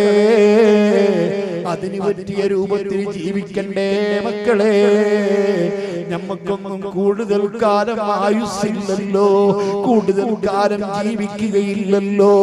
ഇന്നല്ലെങ്കിൽ നാളെ തന്നെ പോകാൻ കാത്തു നിൽക്കുകയല്ലേ? അങ്ങനെ പോകുന്ന സമയത്ത് അവനാണ് എന്റെ ജീവിതം നിശ്ചയിച്ചത്, അവനാണ് എന്റെ ശ്വാസോച്ഛ്വാസങ്ങൾ കണക്കാക്കിയത്, അവനാണ് ഞാൻ എവിടെ മരിക്കണമെന്ന് തീരുമാനിച്ചത്, അവനാണ് ഞാൻ എപ്പോ മരിക്കണമെന്ന് നിർണയിച്ചത്, അവനാണ് എങ്ങനെ മരിക്കണമെന്ന് നിശ്ചയിച്ചിട്ടുള്ളത്, അവനാണ് ഞാൻ ഏതെല്ലാം കാര്യങ്ങൾ അനുഭവിക്കണമെന്ന് നിശ്ചയിച്ചത്. ആ റബ്ബിന്റെ അരികിലേക്ക് ഞാനിതാ തിരിച്ചു പോകുമ്പോൾ ഒരാളോടും പകയില്ലാതെ, ഒരാളോടും വിദ്വേഷമില്ലാതെ, ഒരു ബാധ്യതകളും ബാക്കി വെക്കാതെ ഞാൻ കൃത്യമായി സ്വതന്ത്രനായി ആ റബ്ബിനെ കുറിച്ചറിഞ്ഞ്, റബ്ബിനെ പറ്റി പറഞ്ഞ്, റബ്ബിന്റെ പേര് കൊണ്ട് നാവുകൾ പച്ച പിടിച്ച് നനഞ്ഞുകൊണ്ട് ഒന്ന് മരിച്ചു കിട്ടാൻ, ഒന്ന് കണ്ണടച്ചു കിട്ടാൻ, ആ രൂപത്തിലൊന്ന് ഇവിടെ പറയാൻ നമ്മുടെ മഹാന്മാരായ പണ്ഡിതന്മാർ, നമ്മുടെ ഉപ്പാപ്പമാരും ഉപ്പമാരിൽ പലരും യാത്ര പോയില്ലേ? നമ്മൾ സുജൂദിൽ കിടന്ന് മരിച്ചുപോയ ഉസ്താദുമാരെ കേട്ടിട്ടുണ്ട്, ദിക്ർ ചൊല്ലിയിട്ട് മരിച്ചുപോയ ആളുകളെ കേട്ടിട്ടുണ്ട്. മഹാനായ അബ്ദുല്ലാഹി ഇബ്നു അലവിൽ ഹദ്ദാദ് റളിയല്ലാഹു അൻഹു തങ്ങൾ എല്ലാ ദിവസവും ഹദ്ദാദ് നമ്മൾ ചെല്ലുമ്പോൾ ഓർക്കണ്ടേ, നമുക്ക് 50 ദിക്ർ തന്നെ ചൊല്ലാൻ പറ്റുന്നില്ല. 1000 ദിക്റുകളാണ് അവിടുന്ന് ചൊല്ലിയിരുന്നത്. എല്ലാ റാത്തിബിൽ 1000 ലാ ഇലാഹ ഇല്ലല്ലാഹ് ചൊല്ലിയിരുന്നത്. മരിക്കുന്ന സമയത്ത് 500 തവണ ലാ ഇലാഹ ഇല്ലല്ലാഹ് എന്ന് ചൊല്ലിയിട്ടാണ് അവിടുത്തെ ആത്മാവ് ശരീരത്തിൽ നിന്ന് പിരിഞ്ഞത്. നമ്മൾ പലപ്പോഴും ഹാജിയായി മരിക്കുന്ന സമയത്ത് അതേ നിസ്കരിച്ചു കൊണ്ടിരിക്കുമ്പോൾ മരിച്ചോ, അല്ലെങ്കിൽ ദിക്ർ ചൊല്ലിക്കൊണ്ടിരിക്കുന്ന സമയത്ത് മരിച്ചോ, അതേ ബഹുമാനപ്പെട്ട മഞ്ഞനാടി ഉസ്താദിനെ കുറിച്ച് കേട്ടില്ലേ? സുജൂദിൽ കിടന്ന് മരിച്ചവരാ. ബഹുമാനപ്പെട്ട എത്ര ആളുകളാണ് അതേ ബുർദ ചൊല്ലിക്കൊണ്ടിരിക്കുന്ന സമയത്ത്, ബുർദ കേട്ടുകൊണ്ടിരിക്കുന്ന സമയത്ത്, അല്ലാഹുവിന്റെ വിശുദ്ധ ഖുർആനിൽപ്പെട്ട യാസീൻ സൂറത്ത് ഓതിക്കൊണ്ടിരിക്കുന്ന സമയത്ത് ഇങ്ങനെയൊക്കെ മരിച്ചു എന്ന് കേൾക്കലില്ലേ? ഈ പാവപ്പെട്ട ഞാൻ, ഈ പാവപ്പെട്ട നാം എങ്ങനെയാണ് മരിക്കാതെ പറയാൻ പറ്റുമോ? എവിടെ വെച്ചാ മരിക്കാതെ പറയാൻ പറ്റുമോ? ഏത് രൂപത്തിലാണ് മരിക്കാതെ പറയാൻ പറ്റുമോ? എന്നാ മരിക്കാതെ പറയാൻ പറ്റുമോ? എങ്ങനെയാ റബ്ബിനെ സമീപിക്കാതെ പറയാൻ പറ്റുമോ? അതല്ലേ മുത്തുനബി ദുആ ചെയ്തത്, അബൂബക്കർ സിദ്ദീഖ് തങ്ങൾ ദുആ ചെയ്തത്. അതേ ഏറ്റവും നല്ല ദിവസം, എന്റെ ഏറ്റവും നല്ല ദിവസം നിന്നെ കണ്ടുമുട്ടുന്ന ദിവസമാവണേ, നിന്നിലേക്ക് വരുന്ന ദിവസമാവണേ, എന്റെ എന്റെ നാളുകളിൽ, എന്റെ ദിവസങ്ങളിൽ, ആയുസ്സുകാലങ്ങളിൽ വെച്ചുള്ള ദിവസങ്ങളിൽ ഏറ്റവും നല്ല ദിവസം നിന്നെ കണ്ടുമുട്ടുന്ന ദിവസമാവണമേ എന്ന് ദുആ ചെയ്തത് വെറുതെയാണോ മോനെ? അതുകൊണ്ട് ഏറ്റവും വലിയ നിഅമത്ത് കിട്ടിയ നാം ആ നിഅമത്തോട് കൂടി തന്നെ മരിക്കണം, ഇസ്ലാമോട് കൂടി തന്നെ മരിക്കണം. അതിന് പറ്റിയ രൂപത്തിൽ ജീവിക്കണം, അതിന് പറ്റിയ രൂപത്തിൽ ജീവിതം തിട്ടപ്പെടുത്തണം. അതിനു വേണ്ടി റബ്ബിനോട് പ്രാർത്ഥിക്കണം. അതിന് എവിടെയെല്ലാം നീ ഹാജരാവണം, അവിടെ മുഴുവനും നീ ഉണ്ടാവണം. ഏതെല്ലാം മജ്‌ലിസിൽ നിന്ന് വിട്ടുനിൽക്കണം, അതിന് നീ അങ്ങനത്തെ എല്ലാ ദുരാചാര സദസ്സിൽ നിന്നും വിട്ടുനിൽക്കണം. മുഹമ്മദുർ റസൂലുള്ളാഹ്. അങ്ങനെ ഒന്ന് മരിച്ചു അല്ലാഹു നമ്മുടെ ആഖിറത്ത് നന്നാക്കി തരട്ടെ. ആ രൂപത്തിൽ മരിക്കുന്ന സമയത്ത് ഈമാൻ, ഈ പറഞ്ഞ വിശ്വാസം, നാം അറിഞ്ഞ അല്ലാഹു, നാം നമസ്കരിക്കുന്ന അല്ലാഹു, നാം പറയുന്ന അല്ലാഹു, നാം സർവ്വവും ഏൽപ്പിക്കുന്ന അല്ലാഹു, നാം പ്രയാസപ്പെടുന്ന സമയത്ത് കൈ ഉയർത്തിയിട്ട് ദുആ ചെയ്യുന്ന അല്ലാഹു, ആ അല്ലാഹുവിലുള്ള നിറഞ്ഞ വിശ്വാസത്തോടുകൂടി മരിക്കണം. ആ വിശ്വാസം നഷ്ടപ്പെടാൻ ചില കാരണങ്ങളുണ്ട്. മരിക്കുന്ന സമയത്ത് ഈമാൻ നഷ്ടപ്പെടുന്ന ചില കാര്യങ്ങളുണ്ട്. ഈമാനോടുകൂടി മരിക്കില്ല എന്നതിന് അടയാളമായി പഠിപ്പിച്ച ചില കാര്യങ്ങളുണ്ട്. ഓ സഹോദരന്മാരെ, നിങ്ങൾ ഓർക്കണം, എന്റെ ഒരു ദിവസത്തെ പ്രഭാഷണം കേട്ട് നിങ്ങളൊക്കെ വലത്തേക്കാതിൽ കോടി കേട്ടി ഇടത്തേക്കാതിൽ കൂടി തള്ളിവിട്ട് പ്രസംഗിക്കുന്ന ആളുകളെ കുറിച്ച് അഭിപ്രായങ്ങൾ പറയാൻ ഞാൻ ഇഷ്ടപ്പെടുന്നില്ല. ഞാൻ എന്റെ ഹൃദയത്തിന്റെ ഭാഷയിലാണ് നിങ്ങളോട് പറയുന്നത്. എന്റെ പ്രിയപ്പെട്ട ചെറുപ്പക്കാരോട്, യുവാക്കളോട്, സഹോദരങ്ങളോട്, സഹോദരിമാരോട് വളരെ വിഷമത്തോട് കൂടി പറയുകയാ. എത്ര ആദരവോടെ, സ്നേഹത്തോടെയാ നിങ്ങൾ ഈ പരിപാടിക്ക് എന്നെ ക്ഷണിച്ചത്. എത്ര നല്ല വിഭവസമൃദ്ധമായ ഭക്ഷണമാ നിങ്ങൾ എനിക്ക് സൽക്കരിച്ചത്. എന്തെല്ലാം ഒത്താശകളാ നിങ്ങൾ എനിക്ക് ചെയ്തു തന്നത്. ഞാനും നിങ്ങളുമായിട്ട് കുടുംബപരമായിട്ട് ബന്ധമൊന്നുമില്ലല്ലോ. നേരത്തെ നിങ്ങൾക്ക് ഞാനും തമ്മിൽ സൗഹൃദ ബന്ധം അതും ഇല്ലല്ലോ. മറ്റു യാതൊരു കടപ്പാടുകളോ ബന്ധങ്ങളോ ഞാനും നിങ്ങളും തമ്മിലില്ല. എന്നെയും നിങ്ങളെയും തമ്മിലുള്ള ബന്ധം ഒരേ ഒരു ബന്ധമാണ്, ഈമാനിന്റെ ബന്ധമാണ്. അല്ലാഹുവിനെ കുറിച്ച് നിങ്ങളോട് പറയുന്നു എന്ന ബന്ധമാണ്. അല്ലാഹുവിന്റെ കലാം നിങ്ങൾക്ക് ഓതുന്നു എന്ന ബന്ധമാണ്. ഞാനൊരു മുസ്ലിമാണ്, നിങ്ങളും ഒരു മുസ്ലിമാണ്.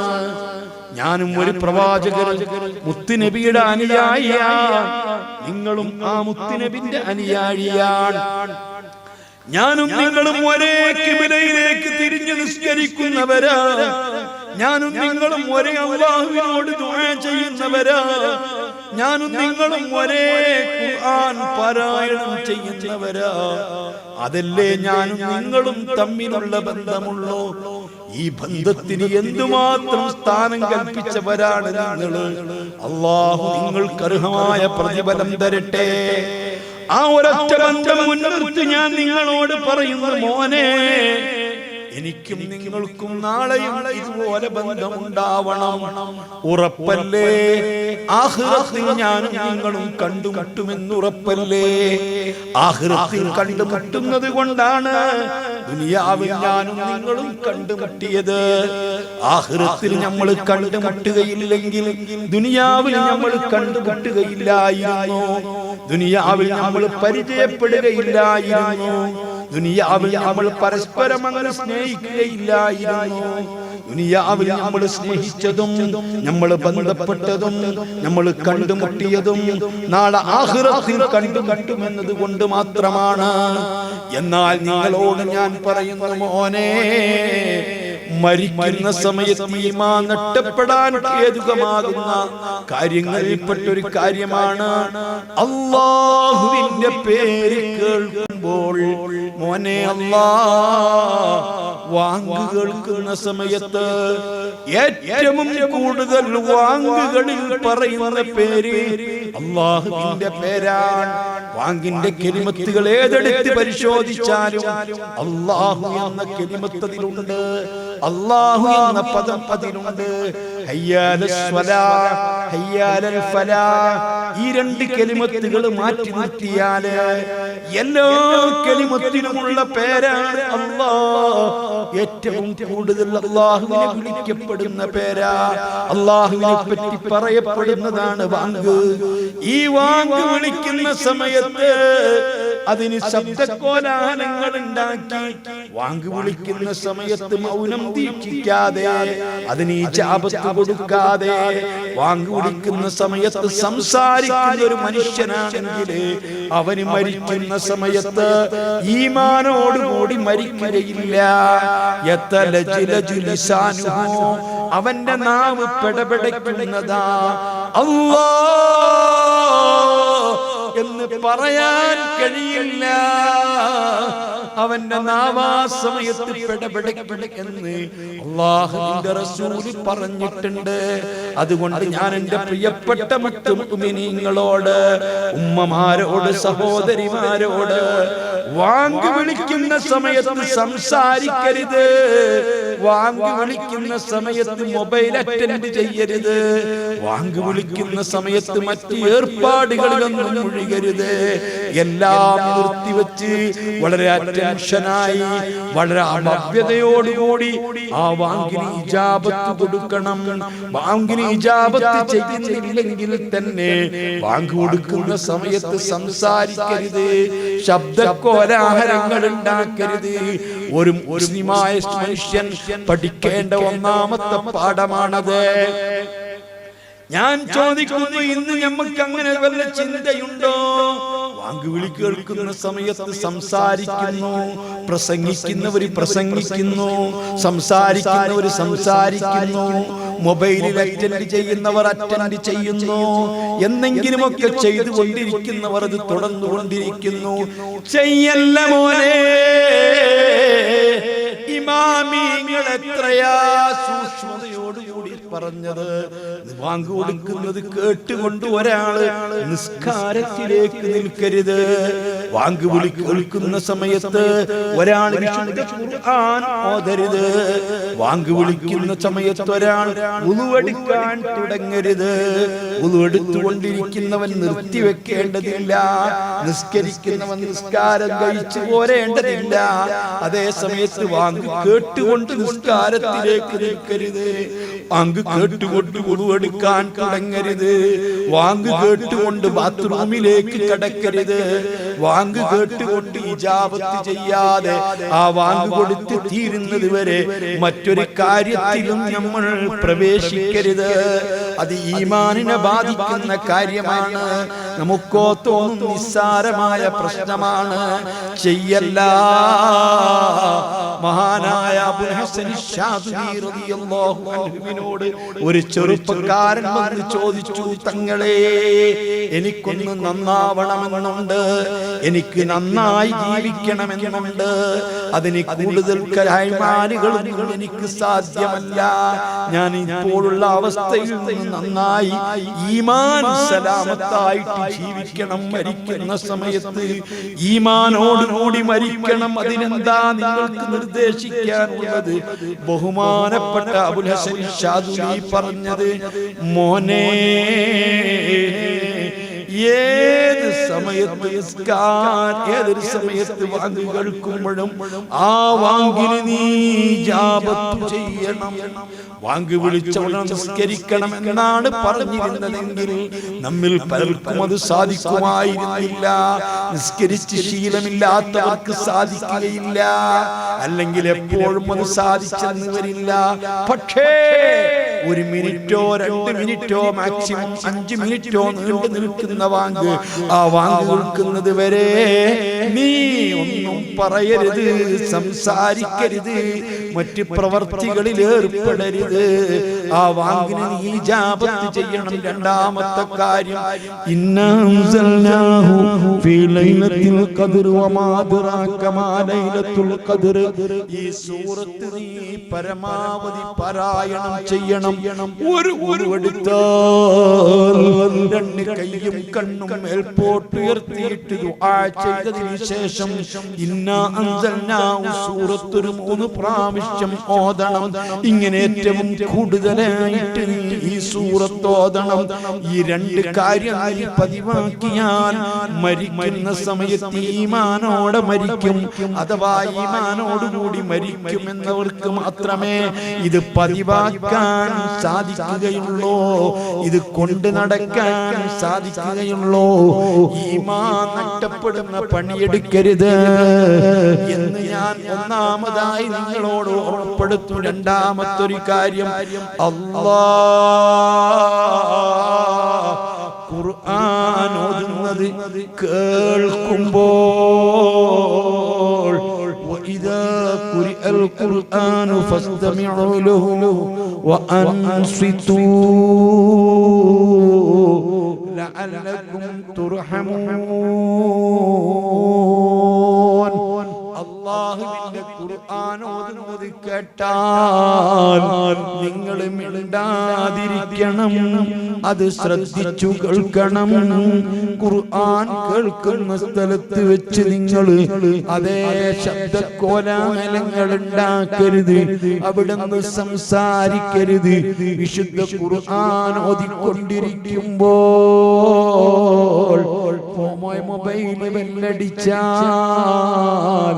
ആ അവസാനിപ്പിച്ച് മുസ്ഹഫ് പൂട്ടിയതിന് ശേഷമല്ലാതെ അറ്റൻഡ് ചെയ്യല്ല. നിന്റെ കയ്യിലാണ് മുസ്ഹഫെങ്കിലും അതിന്റെ അറ്റമെവിടെയാ? അർശിന്റെ അധിപനായ റബ്ബിന്റെ അരികിലാ. അതുകൊണ്ടല്ലേ ഖുർആൻ ഓതിക്കൊണ്ടിരിക്കുമ്പോൾ ആര് കയറി വന്നാലും പ്രത്യേകമായി ബഹുമാനിച്ച് എഴുന്നേറ്റു നിൽക്കേണ്ടതില്ല. മറിച്ച് ഖുർആൻ കൊണ്ടുവരുന്നത് കണ്ടാൽ എഴുന്നേറ്റ് നിൽക്കൽ സുന്നത്താണ്. 5, 6, 7 വയസ്സ് പ്രായമുള്ള നിന്റെ മകനോ മകളോ മദ്രസയിൽ നിന്ന് മുസ്ഹഫുമായി വരുന്നത് കണ്ടാൽ ആ മുസ്ഹഫിനെ ബഹുമാനിച്ച് എഴുന്നേറ്റ് നിൽക്കൽ സുന്നത്താണ്. ഹാഫിദിനെ കണ്ടാൽ എഴുന്നേറ്റ് നിൽക്കൽ സുന്നത്താണ്. ഖുർആൻ പഠിച്ച പണ്ഡിതനെ കണ്ടാൽ എഴുന്നേറ്റ് നിൽക്കൽ സുന്നത്താണ്. ഖുർആൻ ഓതി കേൾക്കുമ്പോൾ, ഓതുന്നത് കേൾക്കുമ്പോൾ അതേ ശബ്ദകോലാഹലങ്ങൾ ഉണ്ടാക്കിയിരുന്നത് മക്കയിലെ ഖുറൈശികളുടെ കുഫാറിന്റെ ജോലിയായിരുന്നു. അവര് കേൾക്കാതിരിക്കാൻ ഉച്ചത്തിൽ ശബ്ദമുണ്ടാക്കിയിരുന്നു. അവര് കാതടച്ച് വെച്ചിരുന്നു. അതുകൊണ്ട് ആര് ഖുർആൻ ഓതുന്നത് കേൾക്കുകയാണെങ്കിലും അത് നിങ്ങൾ ശ്രദ്ധിച്ചു കേൾക്കണം. മദ്രസയിൽ നിന്ന് ഫാത്തിഹ സൂറത്ത് ഓതുന്നത് കേട്ടാൽ നീ സൈലന്റായി കേട്ട് കൊടുക്കണം. ആ സമയം നിങ്ങൾക്കറിയില്ലേ, സ്കൂളിലും മറ്റു വിദ്യാഭ്യാസ സ്ഥാപനങ്ങളിലുമൊക്കെ അതേ ദേശീയ ഗാനം ആലപിക്കുമ്പോൾ കേട്ടാൽ കേട്ട സ്ഥലത്ത് അവിടെ നിൽക്കണമെന്നാണ്, നടന്നുകൂടാ. അത് ദേശീയ ഗാനത്തോടുള്ള ആദരവാണ്. എന്നാൽ അർശിന്റെ അധിപനായ റബ്ബിന്റെ കലാമാ, ഈ ലോകത്ത് മഖ്ലൂഖല്ലാത്തൊരു വസ്തു ഉണ്ടെങ്കിൽ അത് റബ്ബിന്റെ കലാമാണ്. ഈമാൻ സൂക്ഷിക്കാൻ ആവശ്യമായ കാര്യമാണ്. അതേ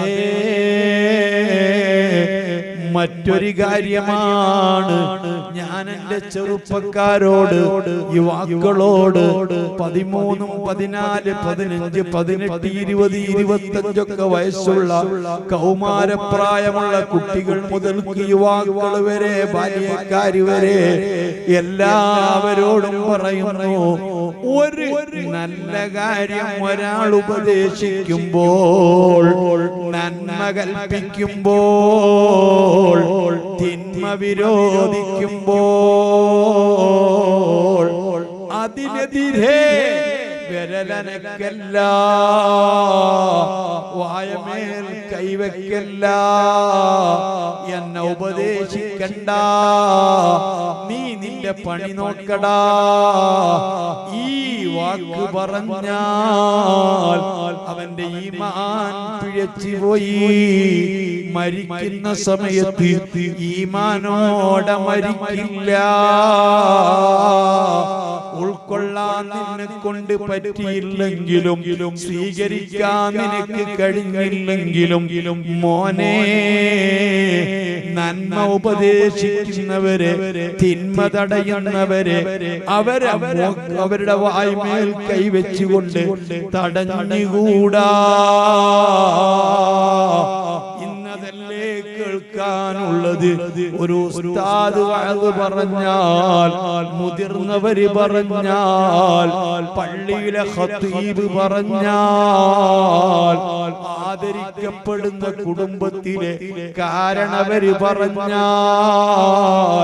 വയസ്സിൽ മൂത്ത മുതിർന്നവര് പറഞ്ഞാൽ, ഏത് ഭാഗത്ത് നിന്നാണെന്ന് പോലും ശ്രദ്ധിക്കാതെ അത് പാടെ അവഗണിച്ചിട്ട് എന്നെ നന്നാക്കണ്ട, എന്നെ നന്നാക്കാൻ വരണ്ട, ഉമ്മ പറയണ്ട, ഉപ്പ പറയണ്ട, ഉസ്താദ് പറയണ്ട, ഖതീബ് പറയണ്ട, ഈ മറുപടി ഒരു മനുഷ്യൻ മരിക്കുന്ന സമയത്ത് ഈമാൻ പിഴച്ച് മരിച്ചു പോകുന്നതിന്റെ അടയാളമാണ്.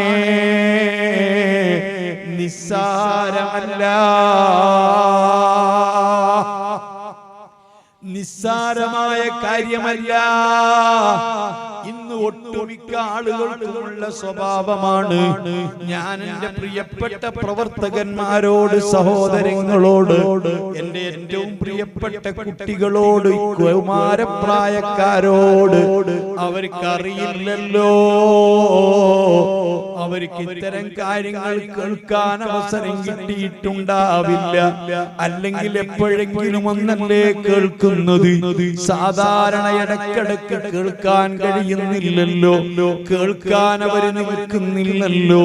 വെള്ളിയാഴ്ച ഖതീബ് പോലും എന്തെങ്കിലും പറയുമ്പോ അത് കേൾക്കാൻ മഹാഭൂരിപക്ഷം യുവാക്കളും ഇല്ലല്ലോ.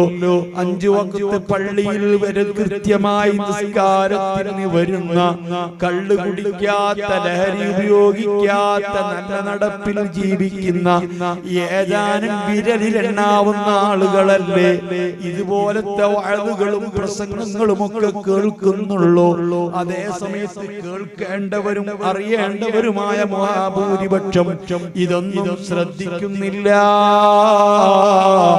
പെൺകുട്ടികൾ തീരെ ശ്രദ്ധിക്കുന്നില്ല. ഉമ്മമാരെ,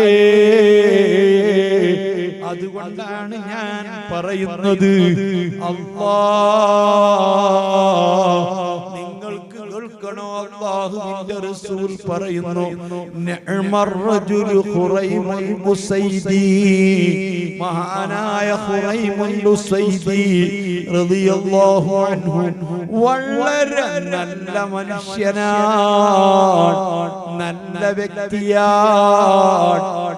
റസൂലുള്ളാഹി സ്വല്ലല്ലാഹു അലൈഹി വസല്ലം പറയുന്നു പക്ഷേ ലൗലാ തൂലു ജുമ്മത്തിഹി അയാളെ മുടി അല്പം നീണ്ടുപോയി, പെരടിയിലേക്ക് മുടിയിറങ്ങിപ്പോയി. ആ മുടി ഇറങ്ങിയിട്ടില്ലായിരുന്നുവെങ്കിൽ വളരെ നല്ല മനുഷ്യനാ.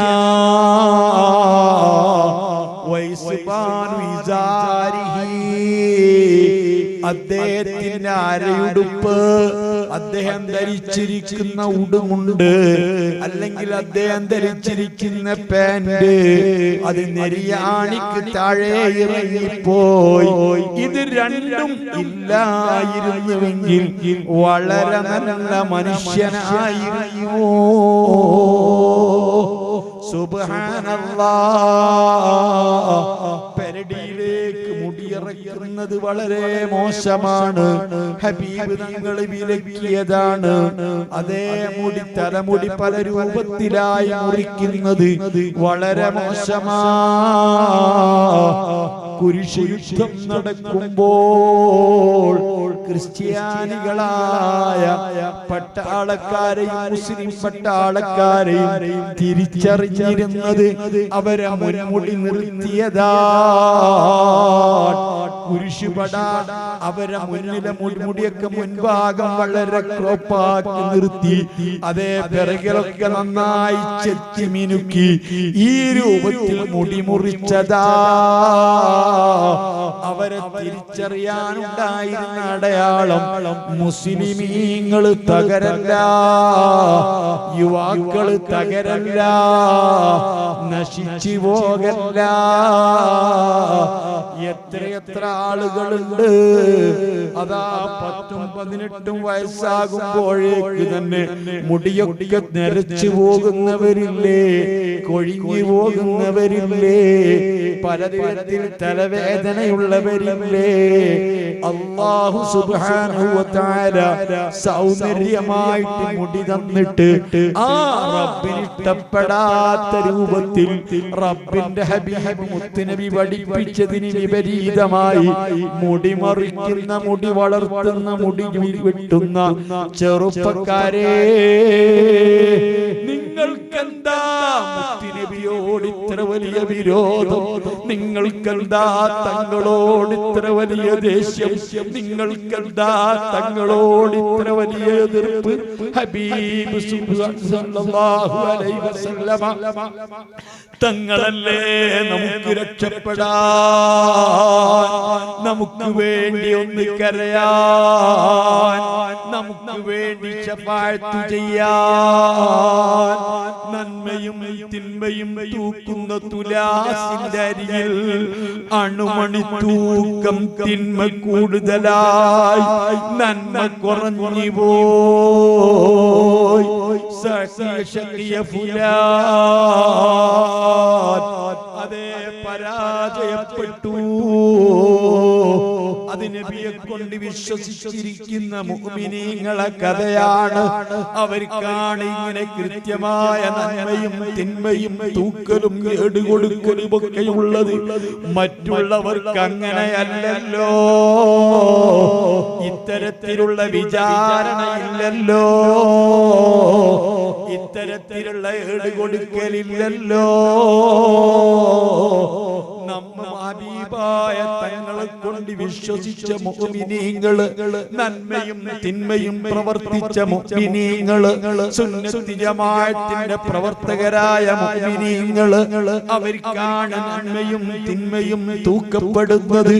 അണുമണി തൂക്കം നന്മ കുറഞ്ഞു പോയി, തിന്മ കൂടുതലായി.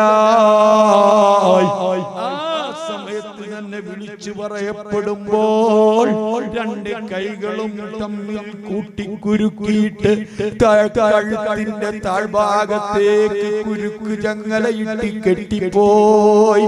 മേൽപോട്ട് തല പൊങ്ങിപ്പോയി. കാല് കാണൂല, താഴ്ത്താൻ കഴിയൂല. ഇടത്തും വലത്തും നിന്ന് നമ്മുടെ ജീവിതം രേഖപ്പെടുത്തിയിരുന്ന വാക്കുകൾ, പ്രവർത്തികൾ രേഖപ്പെടുത്തിയിരുന്ന മുനേറെ കീപറ്റീരുന്ന മലക്കുകൾ ഇടത്തും വലത്തുമുണ്ട്. അവരതാ രണ്ട് കൈകൾ കുരുക്കി കഴുത്തിന്റെ താഴ്ഭാഗത്തേക്ക് കൂട്ടിക്കെട്ടി ആ സമയത്ത് വിളിക്കുന്നു, വാ മുഹമ്മദാ വാ അഹ്മദാ, മുഹമ്മദ് നബിയേ, വാ അബൽ ഖാസിമാ, തങ്ങളെവിടെയാ, തങ്ങളെവിടെ പോയി നിൽക്കുകയാ? അല്ലാഹുവിന്റെ റസൂൽ ഏറ്റവും വലിയ തിരക്കുള്ള ദിവസമല്ലേ, ഉമ്മത്തിനെ റെക്കമെൻഡ് ചെയ്യാനുള്ള ദിവസമല്ലേ? ആ സമയത്ത് മോനെ ഞാൻ പറയുന്നത് കെട്ടുകഥകളല്ല, വെറും ഐതിഹ്യമല്ല, പുരാണമല്ല. മുത്തുനബി സ്വല്ലല്ലാഹു അലൈഹി വസല്ലമ ഹിമഹു ഹമാനാ മിൻ അദാബി ഇലാഹിനാ ഫലാ നാദിറുൻ ഇല്ലാ ഇലൈഹി തമൂഹു. അല്ലാഹുവിന്റെ റസൂലിന്റെ ഒരു കാവൽ മാത്രമാ റബ്ബിന്റെ ശിക്ഷയിൽ നിന്ന് നമ്മെ കാക്കുന്നത്. എല്ലാ കണ്ണുകളും വന്ന് നീളുന്നത് മുത്തുനബിയിലേക്കാ. തങ്ങളൊന്ന് നോക്കുമോ? തങ്ങളെന്നൊന്ന് രക്ഷപ്പെടുത്തുമോ? എന്റെ കാര്യമൊന്ന് പറയുമോ എന്ന് പറഞ്ഞ് സർവ കണ്ണുകളും തങ്ങളിലേക്ക് നീളുമ്പോൾ നമ്മെ പരിഗണിക്കാനുള്ള നേതാവാ, റെക്കമെൻഡിനുള്ള നേതാവാ, രക്ഷപ്പെടുത്താനുള്ള നേതാവാ. ആ തങ്ങളോടത്തെ നിനക്ക് ഇത്ര വലിയ വിരോധം? തങ്ങൾ വെട്ടരുത് എന്ന് പറഞ്ഞ രൂപത്തിൽ തന്നെ മുടി വെട്ടാൻ, തങ്ങൾ വെട്ടരുത് എന്ന് പറഞ്ഞ രൂപത്തിൽ തന്നെ മുടി വളർത്താൻ, തങ്ങൾ പറഞ്ഞത് ഉൾക്കൊള്ളാതിരിക്കാൻ എന്തേ നിനക്ക് തങ്ങളോട് ഇത്ര വലിയ വിരോധം? മോനെ, നിന്നെ മുഖത്ത് നോക്കുമോ? ഹബീബായ തങ്ങൾ പറഞ്ഞു, ജുമ്മത്ത് മുടി നീണ്ടുപോകല്ല. ഉടനെ മഹാനായ മുഹ്റൈബ് റളിയല്ലാഹു അൻഹു തങ്ങൾക്ക് ഈ വിവരമെത്തിയപ്പോൾ കത്തിയെടുത്ത് മുറിച്ചുപോയി. പെരടിയിലേക്ക് ഇറങ്ങിയ മുടിയൊക്കെ മുറിച്ചുപോയി. തന്താരയുടുപ്പ് പൊക്കി ഉടുത്തു പോയി, പാൻറ്റുയർത്തിപ്പോയി, വസ്ത്രമുയർത്തിപ്പോയി. നിസ്കാരത്തിൽ മാത്രം ഉയർത്താനുള്ളതല്ല, നിസ്കാരത്തിൽ കയറ്റിവെക്കാനുള്ളതല്ല. അതേ ഹിജ്റത്തുർ റജുലി, ഒരു മുഅ്മിനായ മനുഷ്യന്റെ അരയുടുപ്പ് ഇലാ നിസാഫി സഅസൈ, തണ്ടങ്കാരി വരയ്ക്കുമാ. മാക്സിമം പോയാൽ ഞെരിയാണി വരെ. ഇബ്നു ഉമർ റളിയല്ലാഹു അൻഹു തങ്ങളുടെ അരയുടുപ്പ് താഴ്ന്നത് മുത്തുനബി കണ്ടപ്പോൾ ഉയർത്തുക, ഞാൻ ഉയർത്തി. തങ്ങൾ പറഞ്ഞു വീണ്ടും ഉയർത്തുക, വീണ്ടും ഉയർത്തി. തങ്ങൾ പറഞ്ഞു വീണ്ടും ഉയർത്തുക. ഏതുവരെ ഉയർത്തി എന്ന് ചോദിച്ചപ്പോൾ ഇലാ നിസാഫി സഅസി, എന്റെ തണ്ടൻകാലിന്റെ പകുതി വരേക്കും ഉയർത്തിയതാ.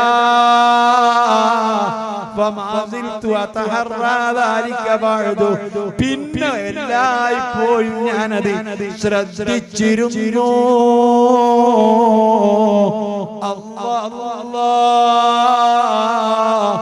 ഇത്തരം കാര്യങ്ങളൊക്കെ ശ്രദ്ധിക്കണ്ടേ ഓ മുഅ്മിനീങ്ങളെ. ഹബീബിനെ വെറുപ്പിക്കല്ല. ഹബീബ് ഒന്ന് ഖബറിൽ കിടന്നോട്ടെ, ഒന്ന് സന്തോഷിച്ചോട്ടെ, ഈ ഉമ്മത്തിനെ കണ്ടൊന്ന് സന്തോഷിച്ചോട്ടെ.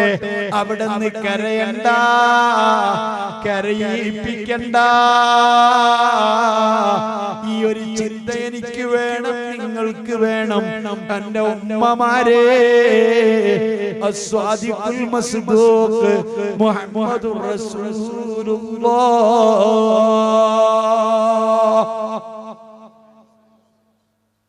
അവിടുന്ന് ഇസ്രാ മിഅ്റാജിന്റെ രാവാണ്. ഈ മിഅ്റാജിന്റെ മാസമാണല്ലോ റജബ് മാസം. അല്ലാഹു വലിയ അനുഗ്രഹം ചെയ്ത മാസം. അടുത്ത വെള്ളിയാഴ്ച അസ്തമിച്ച ശനിയാഴ്ച രാവ് മിഅ്റാജ് രാവ്.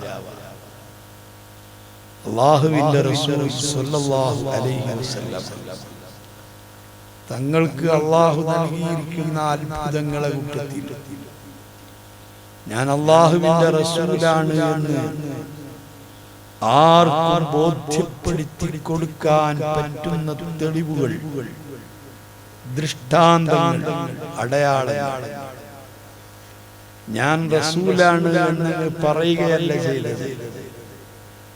അല്ലാഹു തആല അയച്ച ആളാണ് ഞാൻ എന്ന് ആർക്കും മനസ്സിലാകാൻ പറ്റുന്ന 30,000 അത്ഭുതങ്ങൾ നബി സല്ലല്ലാഹു അലൈഹി വസല്ലമ കാണിച്ചിട്ടുണ്ട്. 30,000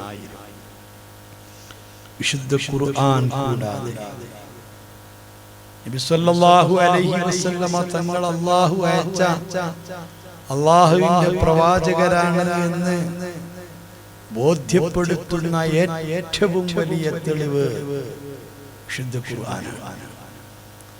മുഅ്ജിസാത്തുകളുടെ കൂട്ടത്തിൽ ഖിയാമത്ത് നാൾ വരെ നിലനിൽക്കുന്നത് അത് വിശുദ്ധ ഖുർആനാണ്. അന്നും ഇന്നും എന്നും ഈ വിശുദ്ധ ഖുർആനിനോട് കിടപിടിക്കുന്ന സമാനമായ ഒരു ഖുർആൻ കൊണ്ടുവരുന്നത് പോയിട്ട് ആ വിശുദ്ധ ഖുർആനിലെ 114 അധ്യായങ്ങളിൽ നിന്ന് ഏറ്റവും ചെറിയ അധ്യായമായ ആ സൂറത്തിനോട് കിടപിടിക്കുന്ന ഒരു സൂറത്ത് പോലും അന്ന് മുതൽ ഇന്ന് വരെ കൊണ്ടുവരാൻ സാധിച്ചിട്ടില്ല, സാധിക്കുകയില്ല. ആരും ഞങ്ങൾക്കതിനോട് സമാനമായത് കൊണ്ടുവന്നു എന്ന് ഈ നിമിഷം വരെ അഭിപ്രായപ്പെട്ടിട്ടില്ല. അറബി ഭാഷ അറിയുന്ന എത്ര ആളുകൾ, അറബി ഭാഷയിലെ ഏറ്റവും വലിയ നിഘണ്ടുവാണ് അൽ മുൻജിദ്.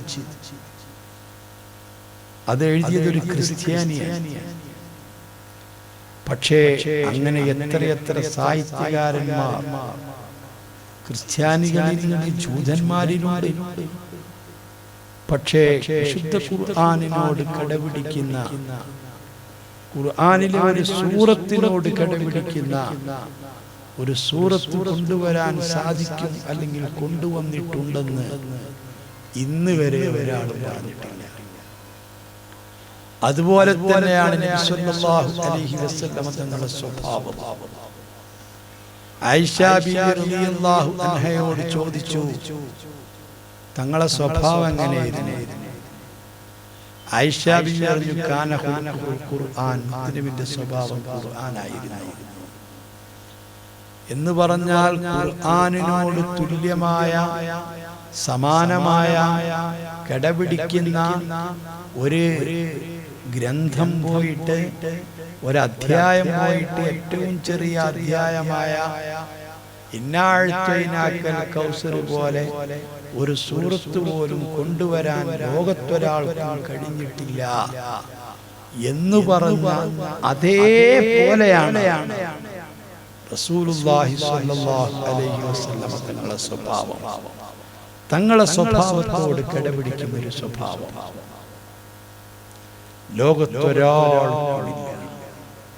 ഒരാൾക്കും ആ സ്വഭാവത്തോട് തുല്യമായ ചൂണ്ടിക്കാണിക്കാൻ കഴിയില്ല. ആ ഹദീസിന്റെ പല അർത്ഥങ്ങളിലെ അർത്ഥം അതാണ്. വിശുദ്ധ ഖുർആൻ അമാനുഷികമായതുപോലെ, അതിനോട് തുല്യതയുള്ളത് ഇല്ലാത്തതുപോലെ, മുത്തുനബിയുടെ സ്വഭാവത്തോട് തുല്യമായ ഒരു സ്വഭാവം, അവിടുത്തെ ദർശനങ്ങളോട് തുല്യമായ ഒരു ദർശനം, അവിടുത്തെ സംസ്കാരത്തോട് തുല്യമായ ഒരു സംസ്കാരം, അവിടുത്തെ സ്നേഹത്തോട് തുല്യമായ ഒരു സ്നേഹം, അവിടുത്തെ കാരുണ്യത്തോട് തുല്യമായിരിക്കുന്ന ഒരു കാരുണ്യം നബി സല്ലല്ലാഹു അലൈഹി വസല്ലം തങ്ങളോട് ഏതെങ്കിലും ഒരു വിഷയത്തിൽ തുല്യമായതായ ഇല്ല. ഇന്ന് വരെ അവകാശപ്പെടാൻ കഴിയില്ല. നബിയുടെ സ്വഭാവം പോലെയാണ്, അല്ലെ നബിയുടെ സ്നേഹം പോലെയാണ്, നബിയുടെ കാരുണ്യം പോലെയാണ്. ഇല്ല, അങ്ങനെ ഒന്നില്ല സഹോദരന്മാരെ.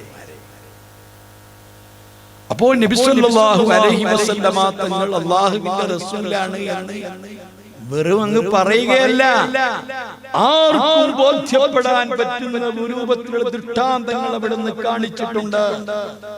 ആ കാണിച്ചതിൽ ഏറ്റവും വലിയ വിശുദ്ധ ഖുർആനാണ്. ആ ഖുർആൻ കഴിഞ്ഞാൽ പിന്നെ നബി സല്ലല്ലാഹു അലൈഹി വസല്ലം തങ്ങൾ കാണിച്ച അത്ഭുതങ്ങളിൽ ഏറ്റവും വലിയ അത്ഭുതം ഇസ്രാ.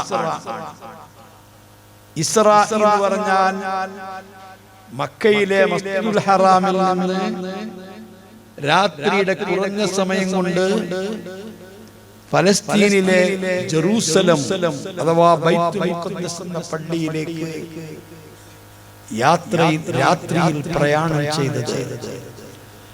മസ്ജിദുൽ ഹറാമിൽ നിന്ന് മക്കയിൽ നിന്ന് ബൈത്തുൽ മുഖദ്ദസ് വരേക്കുമുള്ള രാപ്രയാണത്തിന് പറയുന്ന പേരാണ് ഇസ്രാ. ആ ഇസ്രാ ആണ് ഏറ്റവും വലിയ അത്ഭുതം. ഖുർആൻ കഴിഞ്ഞാൽ പിന്നെ അത് കഴിഞ്ഞാൽ പിന്നെയാണ് മേറാജ്. മേറാജിനേക്കാളും വലിയ അത്ഭുതം ഇസ്രാ ആണ്. മേറാജ് എന്ന് പറഞ്ഞാൽ ബൈത്തുൽ മുഖദ്ദസിൽ നിന്ന് 7 ആകാശങ്ങൾക്കപ്പുറം അല്ലാഹുവിന്റെ അർശിലും കുർസിയിലും മറ്റ് അല്ലാഹു തആല ഉദ്ദേശിച്ച ലോകങ്ങളിലേക്ക് മുഴുവൻ നബി സല്ലല്ലാഹു അലൈഹി വസല്ലം തങ്ങളെ രാത്രിയിൽ കൊണ്ടുപോയി രേഖപ്പെടുത്തുന്നതിന് മുമ്പ് മസ്ജിദുൽ ഹറാമിലേക്ക് തിരിച്ചെത്തിച്ച അതിനാണ് മിഅ്റാജ് എന്ന് പറയുന്നത്. ബൈത്തുൽ മുഖദ്ദസിൽ നിന്ന് മേൽപോട്ടുള്ള യാത്ര, ബൈത്തുൽ മുഖദ്ദസ് വരേക്കുള്ള യാത്രക്കാണ് ഇസ്രാ എന്ന് പറയുന്നത്. എന്നാൽ ബൈത്തുൽ മുഖദ്ദസ് വരേക്കുള്ള യാത്രയേക്കാൾ അത്ഭുതം ഏതല്ലേ?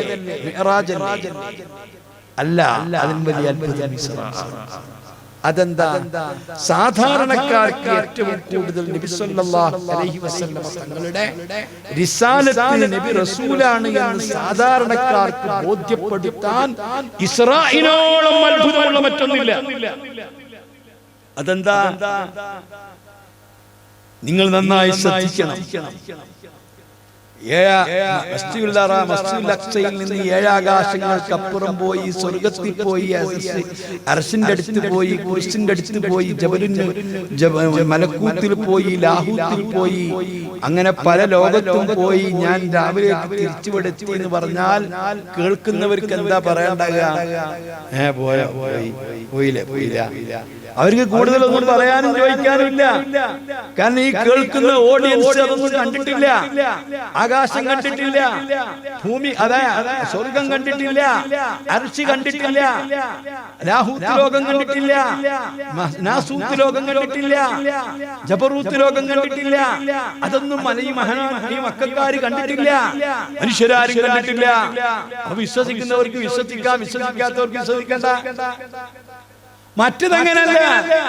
മറ്റതെന്ന് പറഞ്ഞാൽ മക്കക്കാരെ സംബന്ധിച്ചിടത്തോളം അവര് നിരന്തരമായി യാത്രയിൽ പരിചയമുള്ള സ്ഥലമാണ് ബൈത്തുൽ മുഖദ്ദസ്. ഷാമിലേക്ക് പോകുന്ന സമയത്ത് അവർക്കത് പരിചയമുണ്ട്. അവർക്ക് അവിടുത്തെ പള്ളി പരിചയമുണ്ട്. ആ പള്ളിയുടെ രൂപഭാവങ്ങൾ അവർ കണ്ടിട്ടുണ്ട്. പോകുന്ന റൂട്ട് അവർക്ക് പരിചയമുണ്ട്. വഴിപരിചയമുണ്ട്. അതിനുകൊണ്ട് തന്നെ അവർ ചോദിച്ചു, പള്ളിയിൽ ഞാൻ ബൈത്തുൽ മുഖദ്ദസിലേക്ക് പോയി, രാവിലേക്ക് മുമ്പ് തിരിച്ചെത്തി എന്ന് പറഞ്ഞാൽ അവർക്ക് കൃത്യമായി ചോദിക്കാം, ആ പള്ളി എങ്ങനെയുണ്ട്, ആ പള്ളിക്ക് എത്ര കവാടങ്ങളുണ്ട്, ആ പള്ളിയെ കയറുന്ന സ്റ്റെപ്പുകൾ എത്രയുണ്ട്, ആ പള്ളിയുടെ മുഖം എങ്ങോട്ടാണ്, ആ പള്ളിയുടെ രൂപഭാവന എങ്ങനെയാണ്, ആ പള്ളിയിലേക്കുള്ള വഴി എവിടെയാണ്, ഇത് കൃത്യമായിട്ട് അവർക്ക് ചോദിക്കാൻ പറ്റും.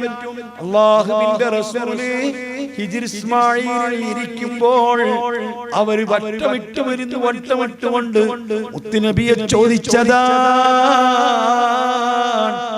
അങ്ങനെ നീ ആ പള്ളിയിൽ പോയിട്ടുണ്ടെങ്കിൽ ആ പള്ളിക്ക് എത്ര കവാടങ്ങളുണ്ട്, ആ പള്ളിക്ക് എത്ര സ്റ്റെപ്പുകളുണ്ട്, ആ പള്ളിയുടെ മുറ്റത്ത് എന്താ ഇട്ടിരിക്കുന്നത്, കൃത്യമായി ചോദിക്കുന്നുണ്ട്. ആ പള്ളിയിലേക്കുള്ള വഴി എങ്ങനെയാ, ഇവിടുന്ന് ഒരു യാത്രാ സംഘം അങ്ങോട്ട് പോയിട്ടുണ്ടല്ലോ, ആ യാത്രാ സംഘം ഇവിടെ എത്തിയിട്ടുണ്ട്. ഇതെല്ലാം തങ്ങൾ കൃത്യമായി പറഞ്ഞു കൊടുക്കുമ്പോ അവർക്ക് പിന്നെ മറുപടിയില്ല.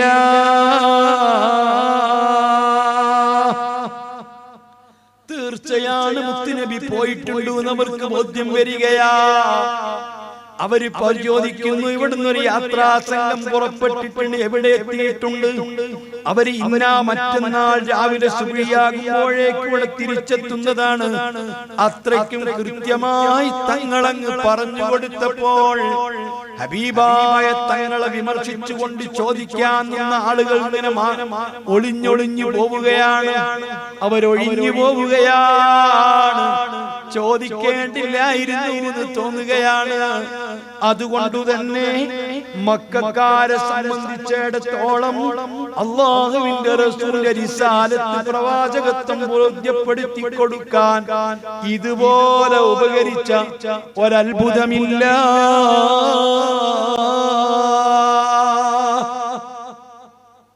അതാണ് തങ്ങളുടെ ജീവിതത്തിലെ ഏറ്റവും വലിയ അത്ഭുതം. സാധാരണക്കാർക്ക് മനസ്സിലാകുന്ന അത്ഭുതം. റസൂല് ചന്ദ്രനെ പിളർത്തിയിട്ടുണ്ട്, പക്ഷെ അവര് പറഞ്ഞു അത് കണ്ണു കെട്ടിയതാണ്, അങ്ങനെ തോന്നിപ്പിച്ചതാണ്. റസൂലുള്ളാഹി സ്വല്ലല്ലാഹു അലൈഹി വസല്ലമ ഈന്തപ്പനകളെ നടത്തിയിട്ടുണ്ട്, അപ്പോഴും പറഞ്ഞു അത് അവർ തോന്നിപ്പിച്ചതാണ്. ഇതെല്ലാം അവര് പലതും പറഞ്ഞുകൊണ്ട് ഗണ്ണിച്ചപ്പോൾ ഇസ്രായേലിനെ പറ്റി പറയാൻ അവർക്ക് ഒന്നുമില്ല. ഈ രൂപത്തിൽ അല്ലാഹുവിന്റെ റിസാലത്തിനെ ബോധ്യപ്പെടുത്തി കൊടുത്തതാണ്. സുബ്ഹാനല്ലാഹ്. 1440 ചില്ലാനം കിലോമീറ്റർ വഴിദൂരമുള്ള മക്കയിൽ നിന്ന് ബൈത്തുൽ മുഖദ്ദസിലേക്ക് മുത്തുനബിയെ കൊണ്ടുപോയിട്ട് പ്രഭാതത്തിന്റെ മുമ്പ് തിരിച്ചെത്തിക്കുകയാണ്. മാത്രമല്ല, ഓ മുസ്ലിമീങ്ങളെ, ഹബീബായ നബി സല്ലല്ലാഹു അലൈഹി വസല്ലമ തങ്ങളെ ബൈത്തുൽ മുഖദ്ദസിൽ നിന്ന് 7 ആകാശങ്ങൾക്കപ്പുറം അർശിന്റെയും കുർസിയും കൊണ്ടുപോയി. വറഅൻ നബിയു അജായിബൽ മലകൂതി വസറായിറൻ നാസൂതി വൽ ജബറൂതി ഐനൻ മുദരിസ മസ്ജിദിൽ ലാമൂതി കമ്മിൻ ലദുനിൻ ഹവാഹു صلوا عليه وسلموا تسليما. എന്തെല്ലാം ലോകങ്ങൾ കണ്ടു. അല്ലാഹുവിന്റെ അർശിങ്കൽ ചെന്നു, പടച്ച റബ്ബിന്റെയും മുത്തുരേലമെല്ലാം മറകളും നീക്കി അല്ലാഹുവിനെ കണ്ടു. അതിനടുത്ത തരക്കുമേൽ മുളച്ച കണ്ണുകൊണ്ട് കണ്ടു. അല്ലാഹും നബിയും തമ്മിൽ അടുത്തു, അമ്പും വില്ലും അടുത്ത പോലെ അതിനേക്കാൾ അടുത്തു. അങ്ങനെയെല്ലാം നബി സല്ലല്ലാഹു അലൈഹി വസല്ലം തങ്ങളെ കൊണ്ടുപോയത് എത്ര പ്രകാശ വർഷങ്ങൾക്ക് അപ്പുറമാ. ആധുനിക ശാസ്ത്രലോകം ഇന്നുവരെ ഒന്നാം ആകാശം കണ്ടെത്തിയിട്ടില്ല. ആകാശങ്ങൾക്കപ്പുറം 7 ആകാശങ്ങളും അതിനപ്പുറം അർശും കുർസും മുഴുവനും എത്ര സ്പീഡിലാണ് മുത്തുനബിയെ കൊണ്ടുപോയത്. യഥാർത്ഥത്തിൽ നബി സല്ലല്ലാഹു അലൈഹി വസല്ലമ തങ്ങളെ മസ്ജിദുൽ ഹറാമിൽ നിന്ന് ബൈത്തുൽ മുഖദ്ദസിലേക്ക് കൊണ്ടുപോയത് ബുറാഖ് എന്ന വാഹനത്തിന്മേലാണ്. അതേ സമയത്ത് മസ്ജിദുൽ ഹറാം മസ്ജിദുൽ അഖ്സയിൽ നിന്ന് 7 ആകാശത്തേക്ക് കൊണ്ടുപോയത് പ്രത്യേക വാഹനത്തിലല്ല. ഒരു ഹദീസിലുമില്ല, ആയത്തിലുമില്ല, പൂർവവേദങ്ങളിലുമില്ല. ഹബീബ് സ്വന്തമായി പോയതാണ്. ഹബീബിന്റെ വേഗത ഈ കാണുന്ന ബുറാഖിനേക്കാൾ എത്രയോ അപ്പുറമാണ്. ഒരു ലോകത്തെ ഏറ്റവും കൂടുതൽ സ്പീഡുള്ള വസ്തു പ്രകാശമാണ്. പ്രകാശം ഒരു സെക്കൻഡിൽ 3 ലക്ഷം കിലോമീറ്റർ ആണ്. എന്നാൽ ആ പ്രകാശത്താൽ സൃഷ്ടിക്കപ്പെട്ട മലായികത്തിന്റെ സ്പീഡ് എത്രയാ? ഹബീബ് സല്ലല്ലാഹു അലൈഹി വസല്ലമ തങ്ങൾ അതിലും സ്പീഡിലാണ് പോകുന്നത്. ആ അത്ര വലിയ സ്പീഡിൽ കൂടിയാണ് മുത്തുനബി അലൈഹിസ്സലാം ഈ മസ്ജിദുൽ ഹറാമിൽ നിന്ന് ബൈത്തുൽ മുഖദ്ദസിലേക്ക് പോകുന്നതെങ്കിൽ മുത്തുനബി ത്വയ്ബ കാണുമോ? തൂർ മല കാണുമോ? ബത്ലഹേം കാണുമോ? മദിയൻ കാണുമോ? ബൈത്തുൽ മുഖദ്ദസിലേക്കുള്ള യാത്രയിൽ ത്വയ്ബ കണ്ടിട്ടുണ്ട്, സിയാറത്ത് ചെയ്തിട്ടുണ്ട്. തൂർമല കണ്ടിട്ടുണ്ട്, സിയാറത്ത് ചെയ്തിട്ടുണ്ട്. ബത്ലഹേം കണ്ടിട്ടുണ്ട്, സിയാറത്ത് ചെയ്തിട്ടുണ്ട്. മദിയൻ പ്രവിശ്യ കണ്ടിട്ടുണ്ട്, ഇറങ്ങിയിട്ടുണ്ട്. അതേ സമയത്ത് എത്ര വലിയ സ്പീഡിലാണ് തങ്ങൾ പോകുന്നതെങ്കിൽ ഒരു സെക്കൻഡിൽ 3 ലക്ഷം കിലോമീറ്റർ സ്പീഡിലാണ് പോകുന്നതെങ്കിൽ ഇതൊന്നും കാണുകയില്ല. എന്റെ പ്രിയപ്പെട്ട മക്കളെ, അല്ലാഹുവിന്റെ റസൂലിന് ബുറാഖ് എന്ന വാഹനം സംഘടിപ്പിച്ചത് സ്പീഡ് കൂട്ടാനല്ല, തങ്ങളെ സ്പീഡൊന്ന് കുറയ്ക്കാനാ. അവിടുത്തെ തനതായ സ്പീഡിൽ പോയിട്ടുണ്ടെങ്കിൽ ഈ ഒരു കുറഞ്ഞ സമയം കൊണ്ട് 7 ആകാശങ്ങൾക്കപ്പുറം പോയ മുത്തുനബിന്റെ സ്പീഡിലാണ് ബൈത്തുൽ മുഖദ്ദസിലേക്ക് പോകുന്നതെങ്കിൽ ഈ സ്ഥലങ്ങളൊന്നും കാണാൻ കഴിയില്ല. പരമാവധി തങ്ങളെ സ്പീഡൊന്ന് കുറച്ച് കിട്ടാനാ ഈ ബുറാഖ് എന്ന വാഹനത്തിൽ കൂടി പോയത്. ഇരിക്കട്ടെ, അന്നത്തെ യാത്രയിൽ പറഞ്ഞൊരു സംഭവം പറയാനാണ് ഞാനിത് പറഞ്ഞത്.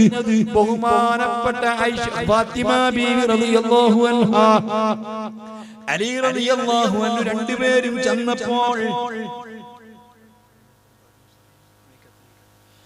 റസൂലുള്ളാഹി സ്വല്ലല്ലാഹു അലൈഹി വസല്ലമ തങ്ങൾ കരഞ്ഞുകൊണ്ടിരിക്കുകയാണ്.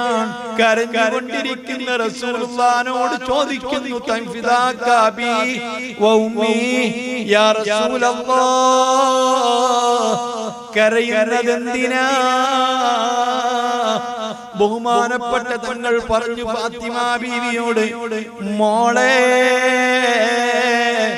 ഞാൻ മിഅ്റാജിന്റെ രാത്രിയിൽ അല്ലാഹുവിന്റെ നരകത്തിന്റെ അരികിൽ ചെന്നപ്പോൾ ചില അനുഭവങ്ങൾ കണ്ടു. അതേ, എന്റെ പ്രിയപ്പെട്ട പൊന്നുമോള് ഫാത്തിമ ബീവിയോട് റസൂലുള്ളാഹി സ്വല്ലല്ലാഹു അലൈഹി വസല്ലം തങ്ങൾ പങ്കുവെക്കുകയാണ്. അവെല്ലാം തീർത്തു പറയാൻ സമയമില്ല. ഹബീബായ റസൂൽ പറയുന്നു, മോളെ, അന്ന് ഞാൻ എന്റെ ഉമ്മത്തിൽപ്പെട്ട 10 രൂപത്തിലുള്ള സ്ത്രീകളെ ഞാൻ കണ്ടു.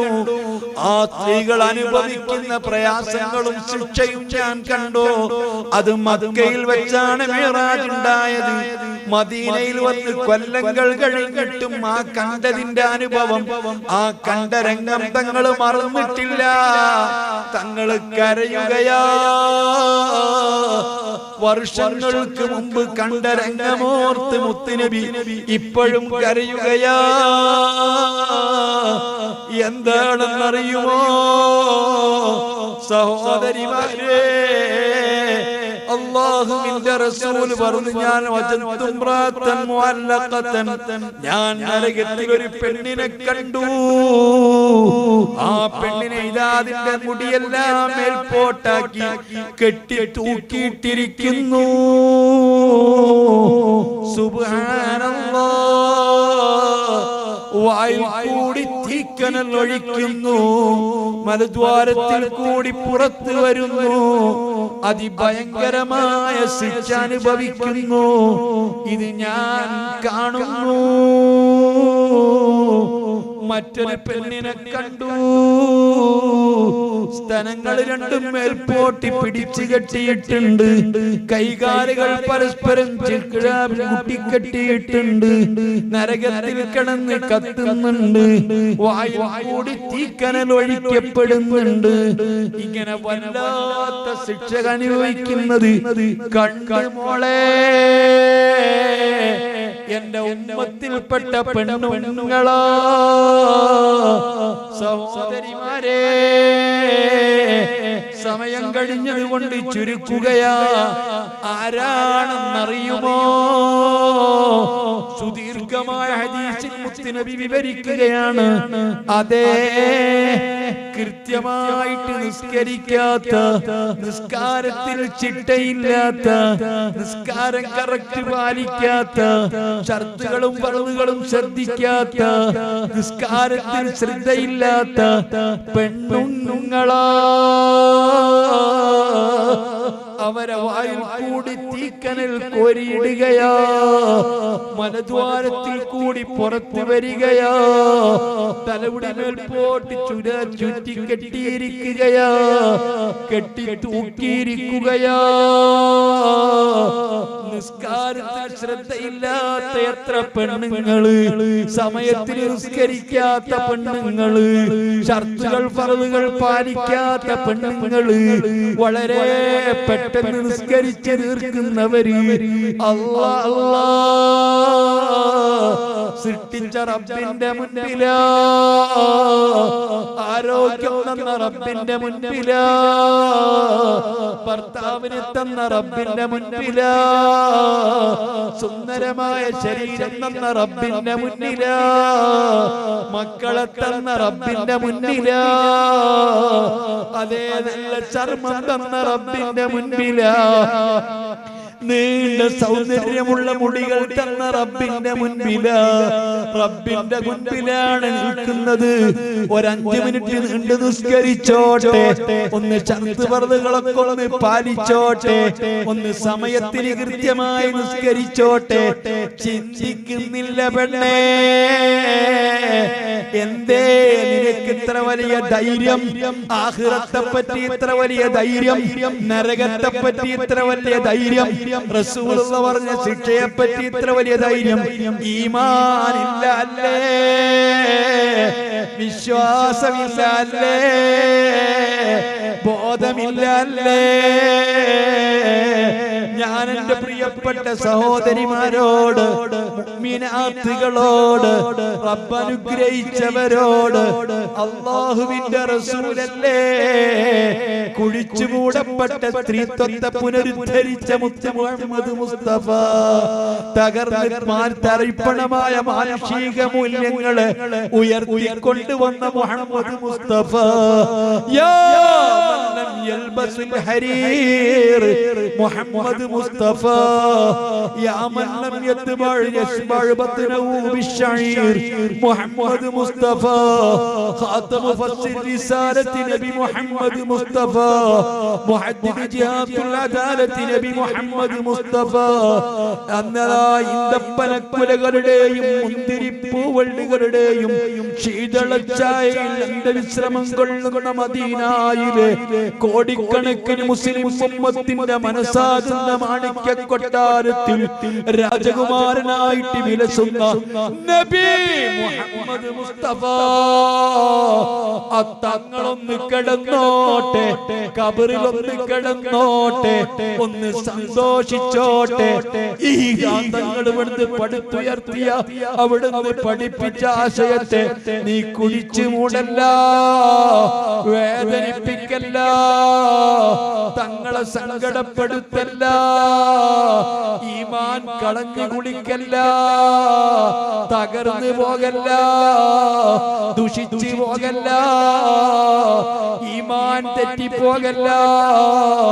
പല പരിഷ്കാരങ്ങളുടെ പാശ്ചാത്യ സംസ്കാരങ്ങളുടെ ലിബറിസത്തിന്റെ പിന്നാലെ പോയി ദീനി നശിപ്പിക്കല്ല.